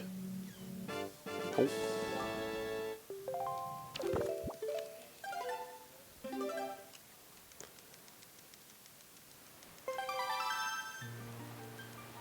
Alright, well, we got one more spot.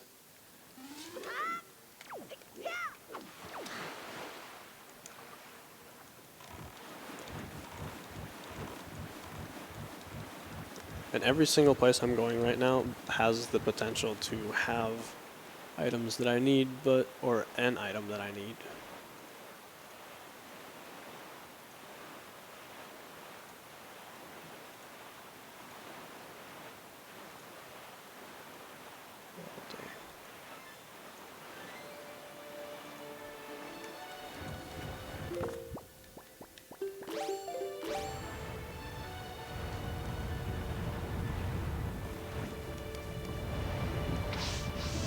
I missed.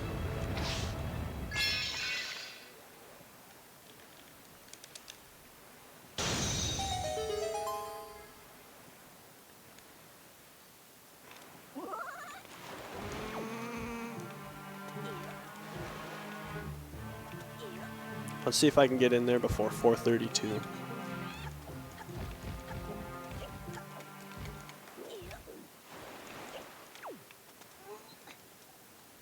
Probably not. Well, we're trying. And the wind is set the better way this time. Oh, okay then.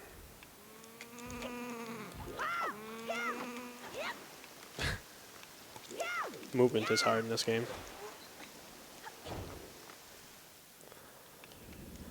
Alright, all we need is the light arrows from this place. And we are just, that's all I ever ask for is light arrows.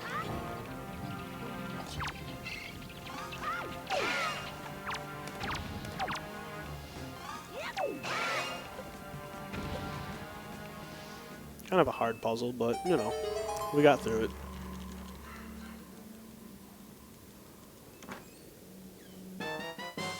Ugh. That's, like, so teasing. It's like arrow upgrade, but for arrows, not for the actual bow.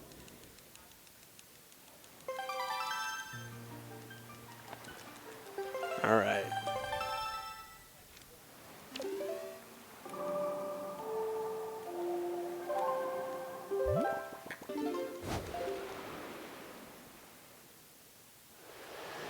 Now, if I hadn't have run out of bombs, I probably could have done this dungeon first try, but we are going to come back and just quickly clean out what's the rest of it, which is literally just the boss. But I have the item for the boss now, so I am not worried about if I'm going to beat it or not, so.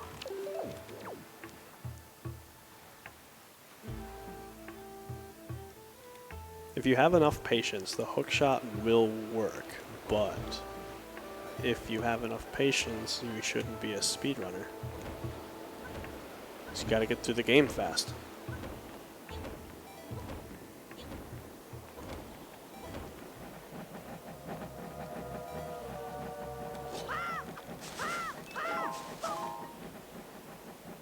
Okay, I can't tell the difference between shadows and not shadows.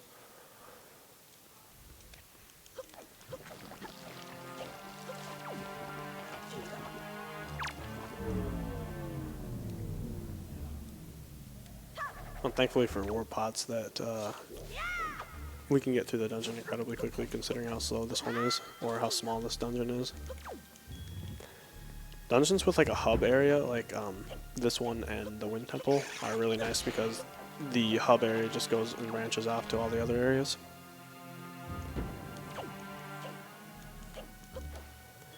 I really wish there was a bomb refill somewhere in this dungeon too, but from what I've found so far, there is none. And that's just because like the game wouldn't anticipate you having bombs at this point.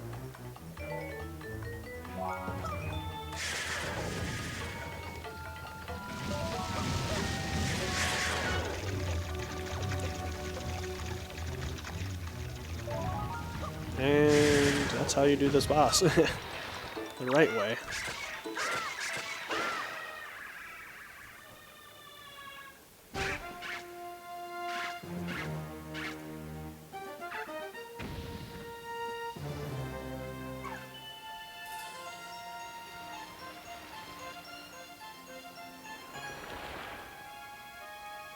Now the thing I'm really hoping that doesn't happen is somewhere tucked far, far away will be a delivery bag, and the delivery bag will have all the items, or have the item that I need.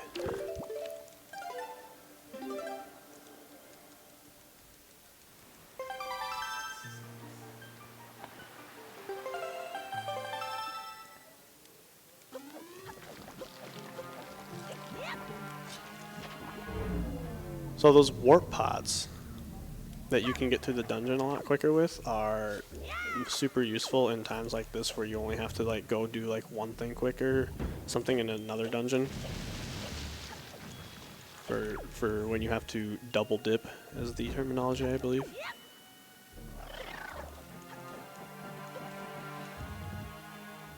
I forgot how long it was back to this room.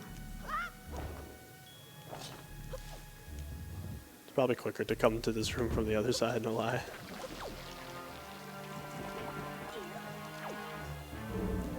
And now this brings us right back to where we started.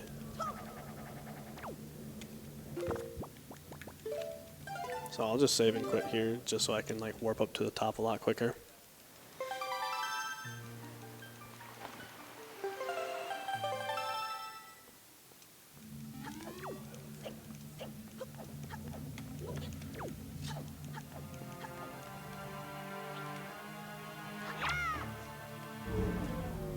I have a couple things left in this dungeon to grab.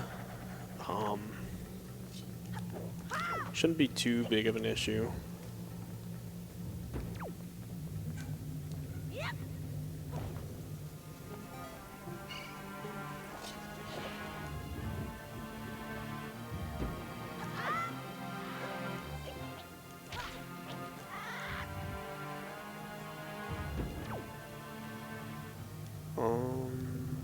guess.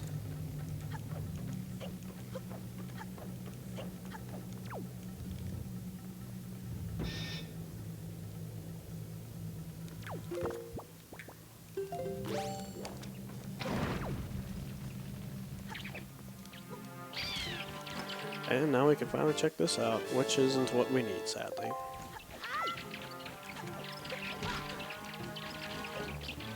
But thankfully, since we have these fire arrows, we don't need to do these puzzles normally, because you would normally have to light these torches with the stick. And we simply don't need to do that, so... Oh, spikes are pointy, I guess.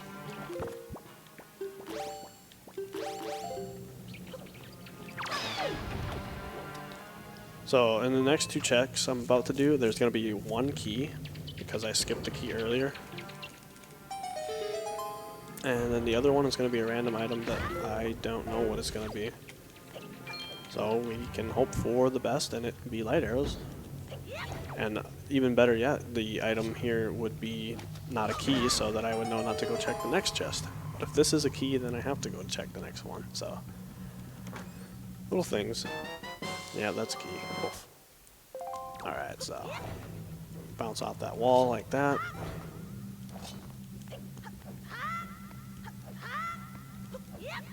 The grappling hook speed animation is about twice as fast. Actually, that's probably like 5 times faster than it was in the original version of the game, so... If you have to...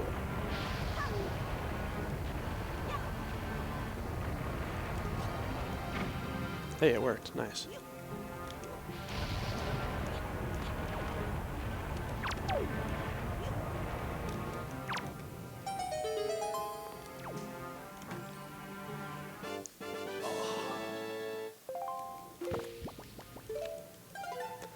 So we are definitely still coming up empty-handed. This seed is brutal.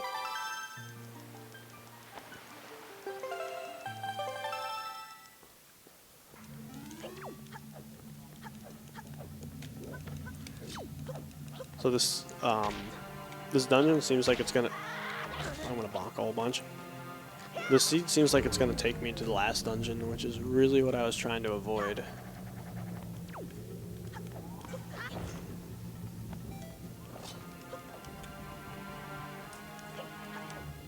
Alright, now we're on to boss fight number 3.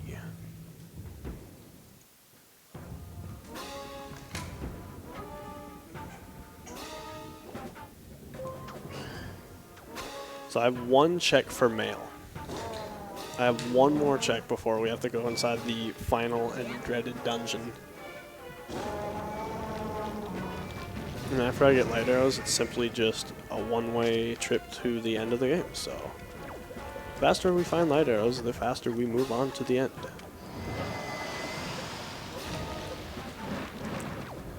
This boss is pretty straightforward, other than you have to be in front of him for the second throw so that you're behind him for the third throw.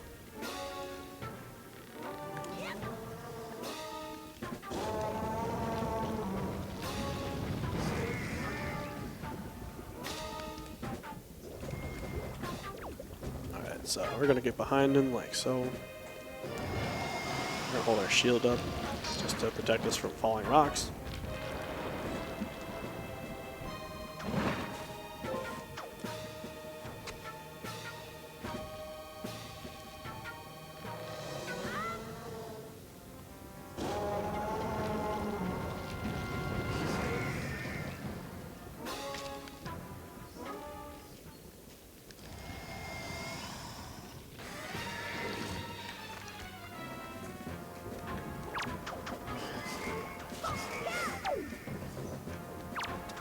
If you can figure out how to one-cycle this boss, you will be remembered.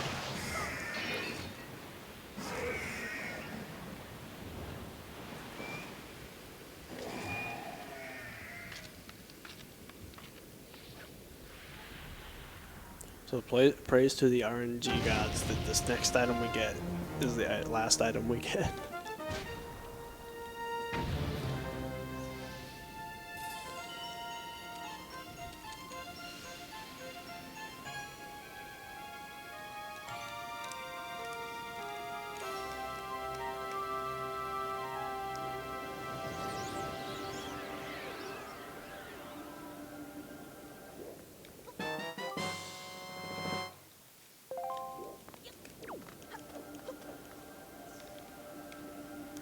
And thankfully, like, basically little to no cutscenes in the whole dungeon as well. Or even post-dungeon. There's a whole bunch of storyline usually here. But we simply get to go out with no storyline, so very nice. Alright, last item. Here we go. Nope, I guess not. Just kidding.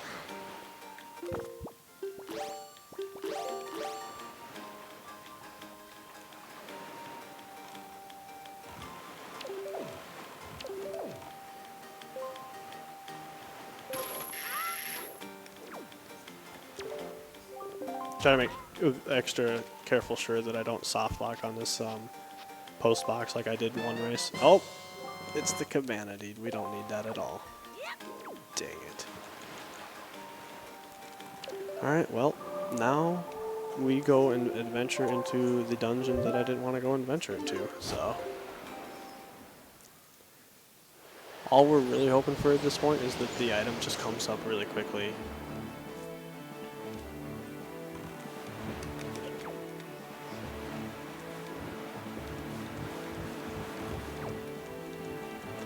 But we're about to see lots of cool glitches though, so I guess that's cool.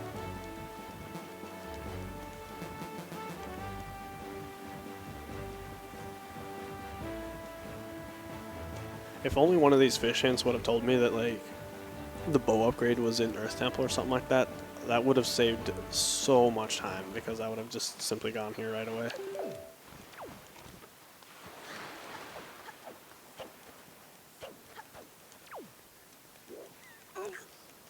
So now we're into the hardest dungeon in the game, as most people would probably put it.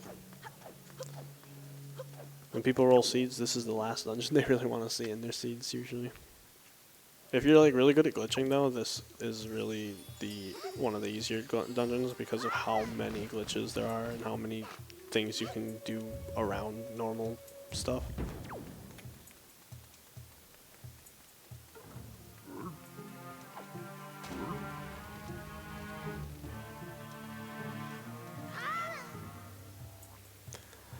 So my big hope is that we find light arrows very quickly. If we don't find light arrows very quickly, the only other item is a delivery bag, which would have mail in it that would lead us to hopefully more items. But it's just really hard to know at this point what we're gonna get.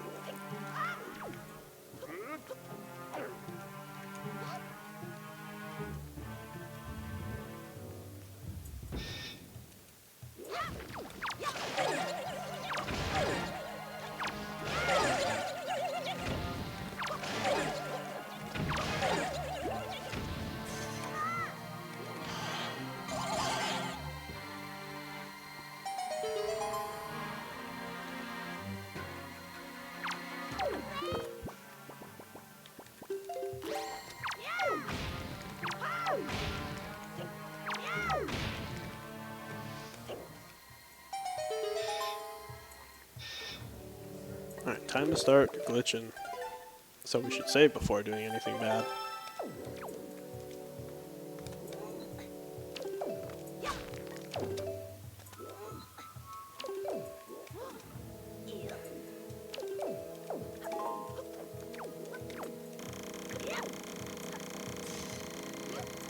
Storage is like, even though it's a frame perfect trick, it's not that hard because there's a visual cue to know whether or not you got it or missed it. And if you get it, or if you didn't get it, then you'll, if you are early timed, you'll bounce in like midair as you fall. And if you are late, then you'll just fall onto the ground and nothing will happen. So if you know that you're early or late, you can just adjust yourself accordingly until you get it. Falling off the thing initially with the first Wind Waker pullout, though, is, I think that's a 1 to 3 frame radius, and then the actual cancellation before you hit the ground is at 1 frame, so it's almost double frame perfect.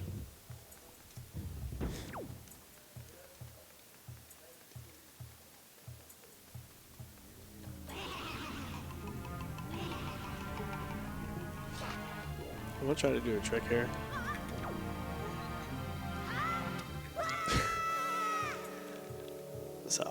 Supposed to have my leaf out there on my Z button, but I don't have my leaf anywhere, so.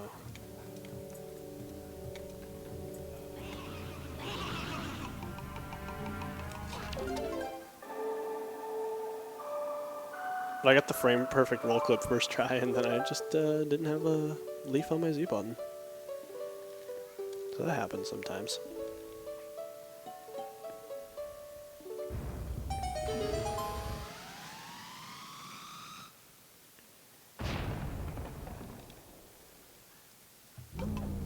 Alright, so we are going to continue on without our friend.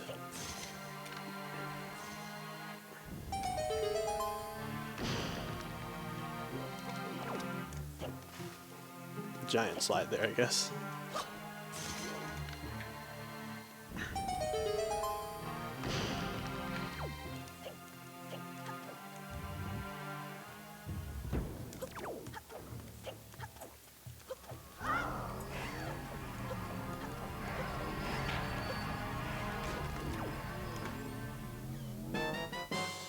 Oh, that is not what we need, but the sound is like the same, so. So right there, what I did is I hit the start button and the soup button basically at the exact same time, and it. Oh wow! It got me.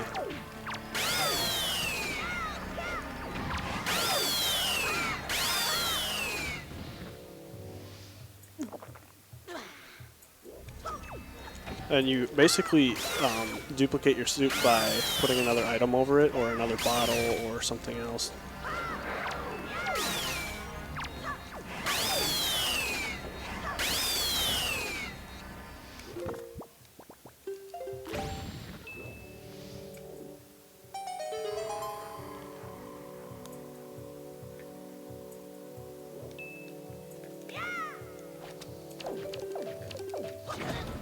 So that time was early, I believe. Okay, that time was late.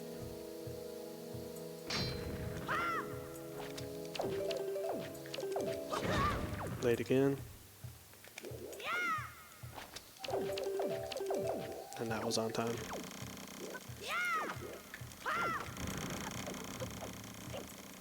So the reason I have to get chest storage again is because I can't get through this temple because there's a chest, or there's a key door up there, and I do not have a key yet. So we are going to go through things just a little bit differently than you would do so on an average playthrough. It's like you have to come to this room anyway, so I feel like it's probably just as fast to, if you're good at chest storage, to get it first try.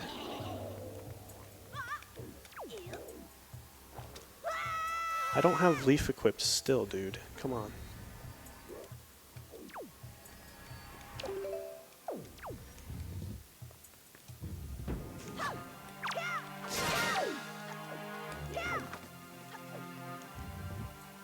So, lesson learned today, definitely have your leaf equipped.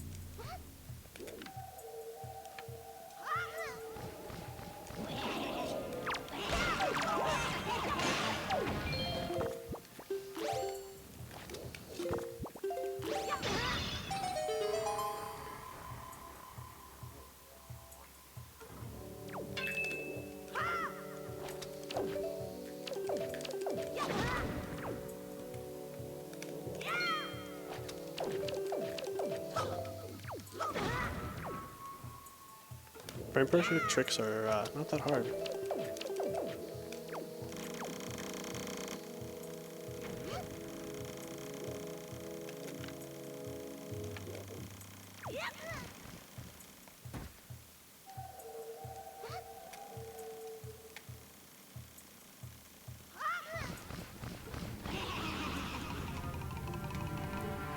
So, bye Medley.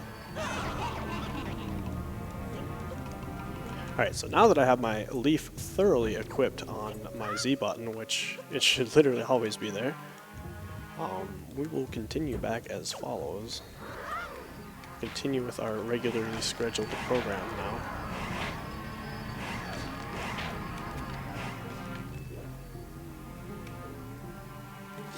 Sadly, this fog makes me have an inability to attack, and I can't jump up there without having my sword out like this. Hey, we made it. First try. So, a couple more weird little maneuvers through this out-of-bounds stuff here.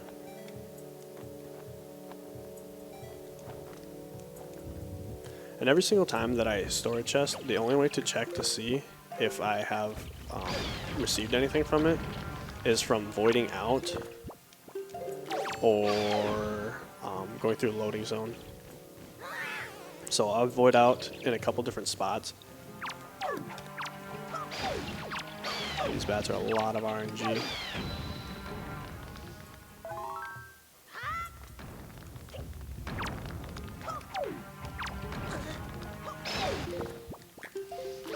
And then we're going to get chest storage yet again, another time.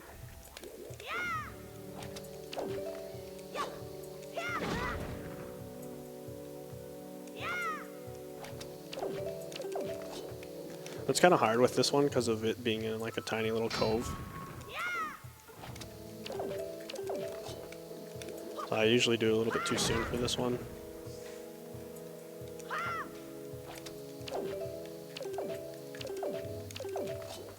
Too soon again. Alright, there we go. Alright, this is our last final chest storage. I don't want to get crushed again, so we're going to play it real safe this time.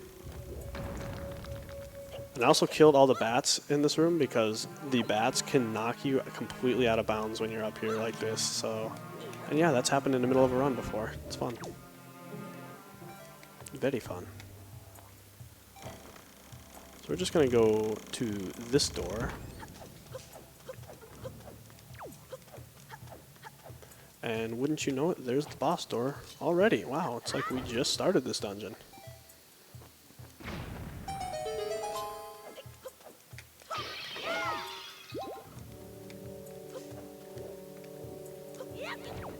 And doors and walls are optional, so just kind of bypass that. Alright, do I have light arrows? The answer is no. Alright, so what I'm doing right now, since I know that this is the last piece that I need of the Triforce, but I still need to do my light arrows, I'll grab this item and then I will go back through the dungeon and just kind of go through it until I get the item, and then we'll leave immediately after that. So it's just a lot of guessing involved. I think it's if you have only one boss to do, I think this is a pretty nice way to finish him off, I guess. Because then if I were to go through the dungeon normally, I'd have to worry about getting the necessary keys and also the boss key. So there's a couple things that simply skipping that stuff will save time on. And we can only get 5 per phase, and there's 15 total, so we can 3-phase this guy as a human.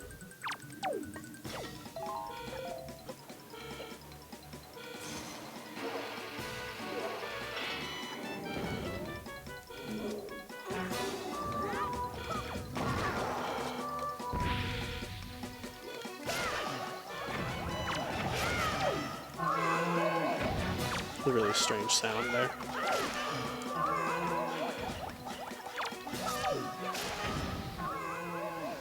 Yeah, and if that were to go just a little bit longer, like a couple extra seconds there, they probably would have respawned back into the mask, I guess, thing called ghostly mask thing?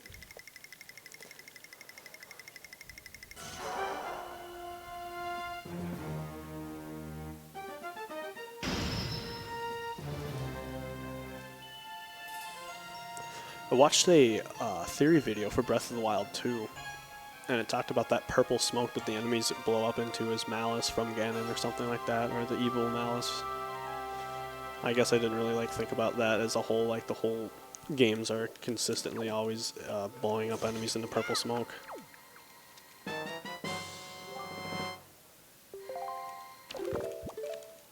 Alright, so we are back to the beginning of the game, basically, or the dungeon, with one item to find.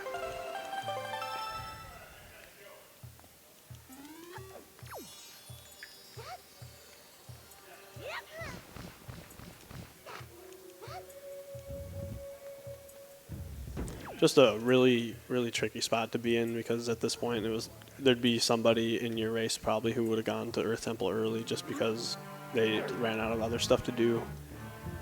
And then some person like me who would want to like potentially go mode this dungeon because you have all the items. I guess absolute worst possible case scenario is that this dungeon's empty. Which actually is a very small probability chance, but hopefully that will not be now. 5%, yep. It's actually a little less, but it's still a percent.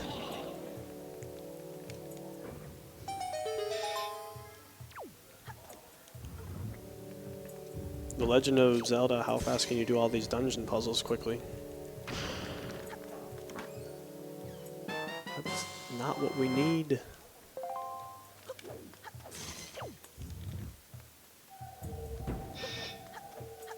Hey, why don't we just 100% the whole seed? Why not?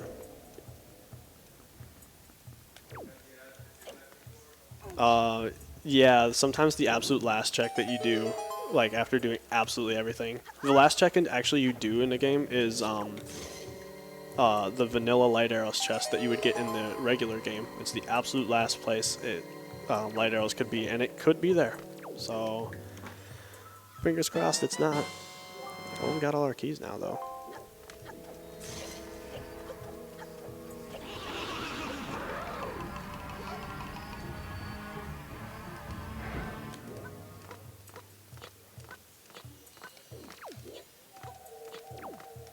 Expert. Alright, so we're gonna do a little trick with medley right here, if I can do it. I haven't done it in a really long time. Oh, first try, we're good. One clap, let's do it.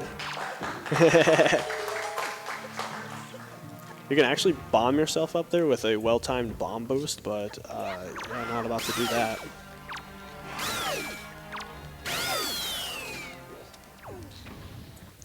It's pretty funny that we just leave our bird duck friend girl just behind because we don't need her.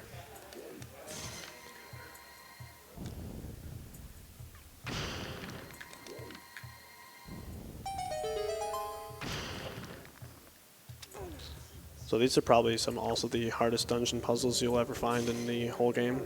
Moving these blocks down a very specific path into a very specific spot. Pretty mind-boggling.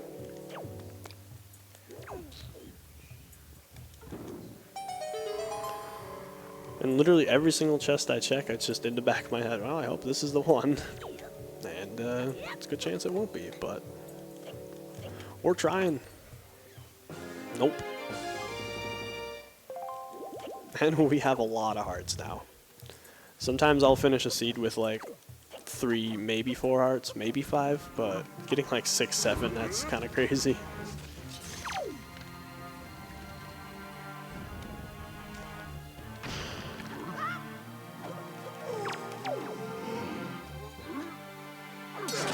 Oof.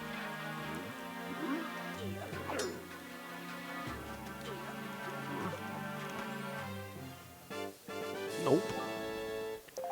Heart pieces have their own sounds, and so do rupees, so...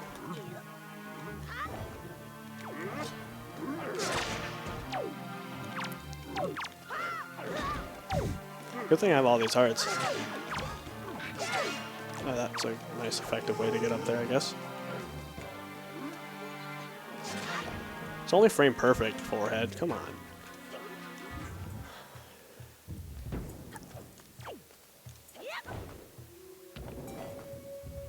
And a compass, which we do not need. Alright, we got one more check. before we have to go do the rest of the dungeon. One more check before we have to go do 5 more checks. Thankfully, the last couple checks are pretty quick. Now, if you've ever played this game normally, there's a lot of different ways you can skip this boss. There's like a bomb boost method, but in Randomizer, this method tops them all. First try. And we are still on the hunt. We should almost have like a donation war for which chest the last item is gonna be in, but open your hearts and open your wallets.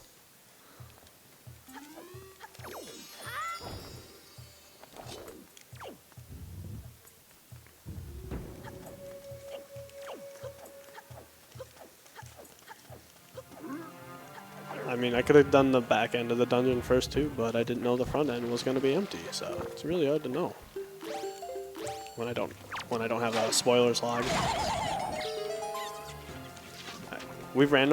I've done this one time with another person. We generated the spoilers log for our seed and planned out what we were going to do.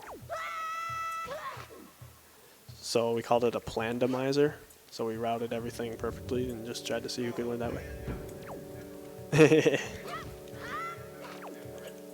Aw. It'll catch on maybe someday. So this is a terrible room to do casually. There's like, I don't even know how many statues. It's like 5 or 6 different statues that you have to put in a specific spot through lots of movement and stuff. And with a little bit of good maneuvering, we can put our helper in this one spot right here. And light arrows, let's go. Oh no. There it is. I did not want to see that.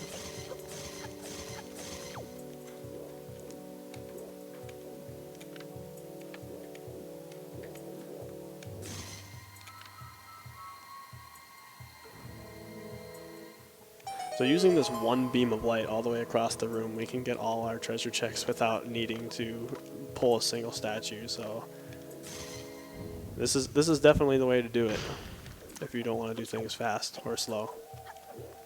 The slow fast way. Oh, all right. We are finally out of here.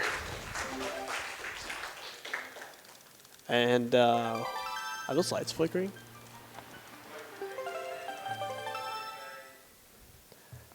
Yeah, thankfully we do not have to do anything with that delivery bag because I still have I think 2 out of the 3 letters.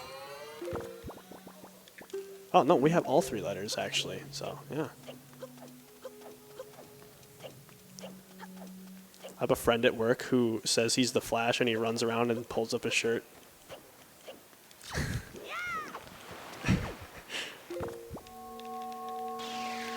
Not because he runs around, but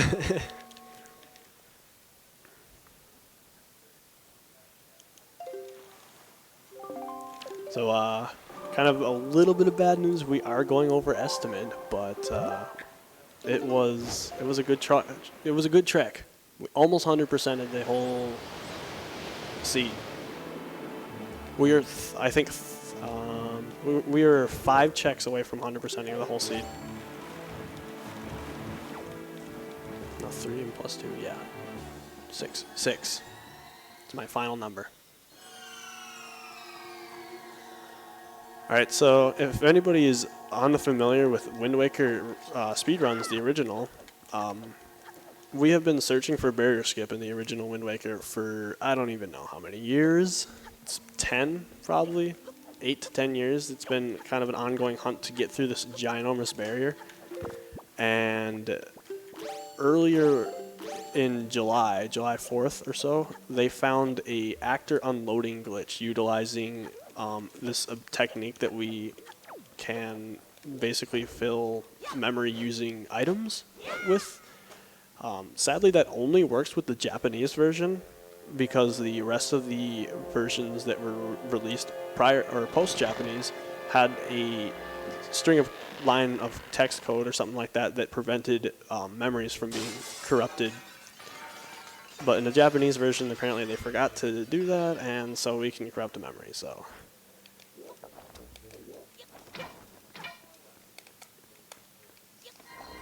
And yeah, so this is it. This is how you corrupt the memory. And I'm not going to do barrier skip because I can't, and I'm not going to corrupt any more than this because it gets really buggy. But you can get an arrow stuck in your hand. And if you were to stack a light arrow and a fire arrow and an ice arrow all in your hand at once, it gets pretty texturally interesting with some things. So this is just a frame perfect, like you side hop and then pull out your bow, cancel your bow type setup of some sort. But it's just like adds for some interesting little fun when you just have an arrow permanently stuck to your hand. But it will be going away after loading zones because this is the NTSCU version.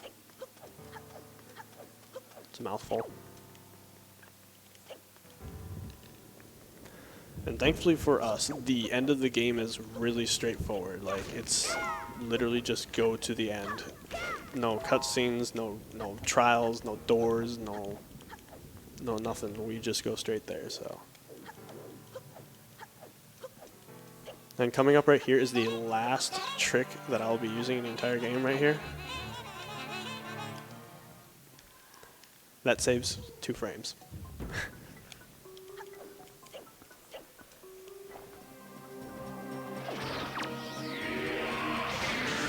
Hardest boss in the game probably right there.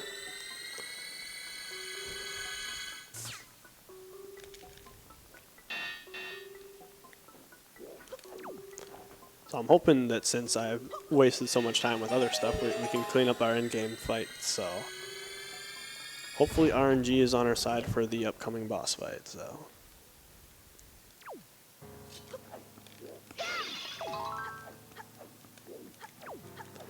I don't know what's up with evil bosses and stuff like that and having ginormous staircases. Like, can you think about this guy's heating and air conditioning costs? Like, this is a lot of wasted space, man.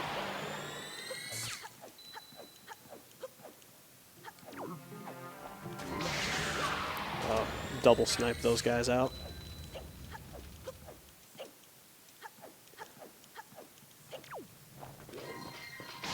Well, I suck.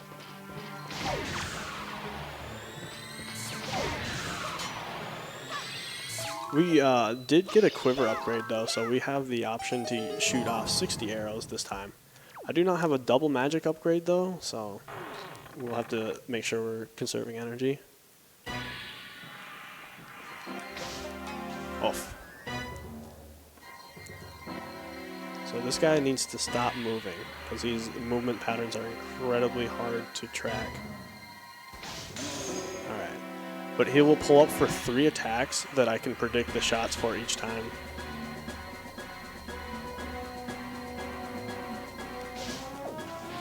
So. Alright, nice snipe.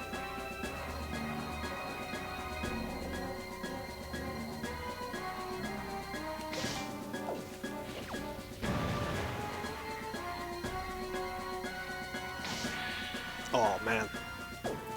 I usually try to get him before he goes into the spinning phase, because you can do that fight very quickly, but sometimes his movement patterns are just, you can't track his movement. And also like he'll be too close to you to hit because his body is just too close to you. I've probably done this fight, oh gosh, I don't even know, 1,500 plus times. And I still have just the hardest time with first phase, because it's so ridiculous how much he can move around. Thankfully for us though, the second 2 phases are incredibly consistent, so hopefully we'll be able to see some cool little trick shots as well. Alright, so the spider is spinning clockwise, so I will stand right here in hopes to manipulate its movements to dropping faster. I missed.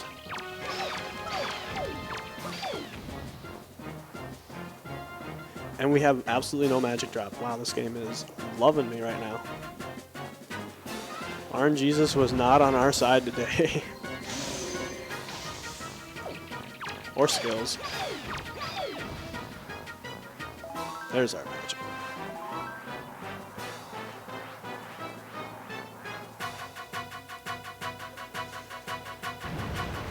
Probably the hardest fight in the whole game, probably.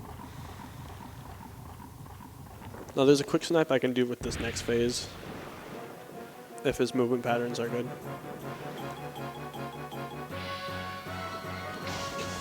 Oh, okay.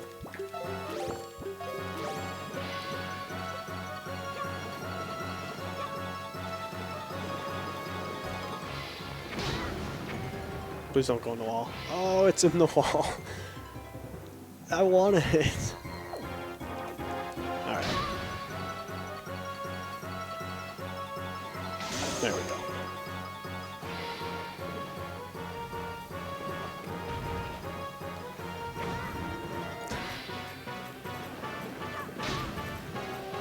Alright, so I'm going to go behind the tail and then shoot like this and aim up and try to shoot again. That's called trog shot. It's basically not worth it, but it's kind of a YOLO swag strat if you do get it. Show how hard you flex on your Wind Waker game.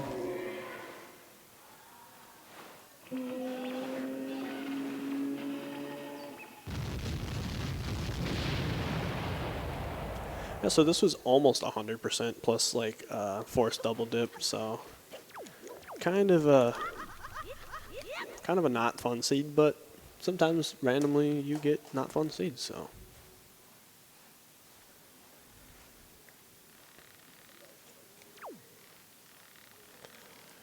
Fun fact, in the HD version, you could not control your camera while climbing on this rope.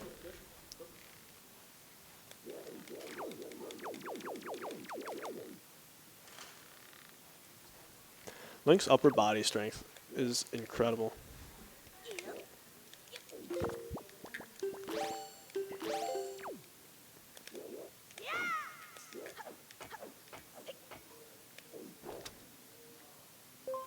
This completely saves like 0.1 seconds probably. Totally worth it though.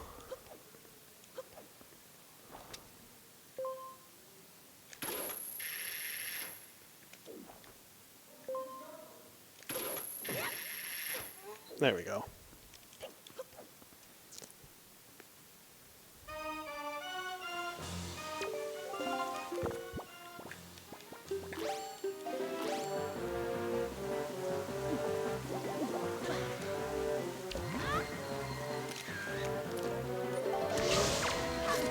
Just gotta make sure we gotta take a picture of him, just in case we forget his face.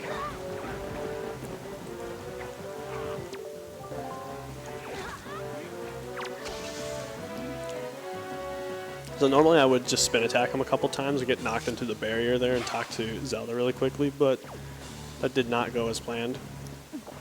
Soup is absolutely crucial for this fight if it wants to be done fast, because without Soup, Ganondorf is so slow. This would take 2 cycles to do, and the first phase would take 2 cycles as well, so being able to one cycle both first and second phase saves so much time. Alright, time's coming up when I stab my sword in this guy's head. And time.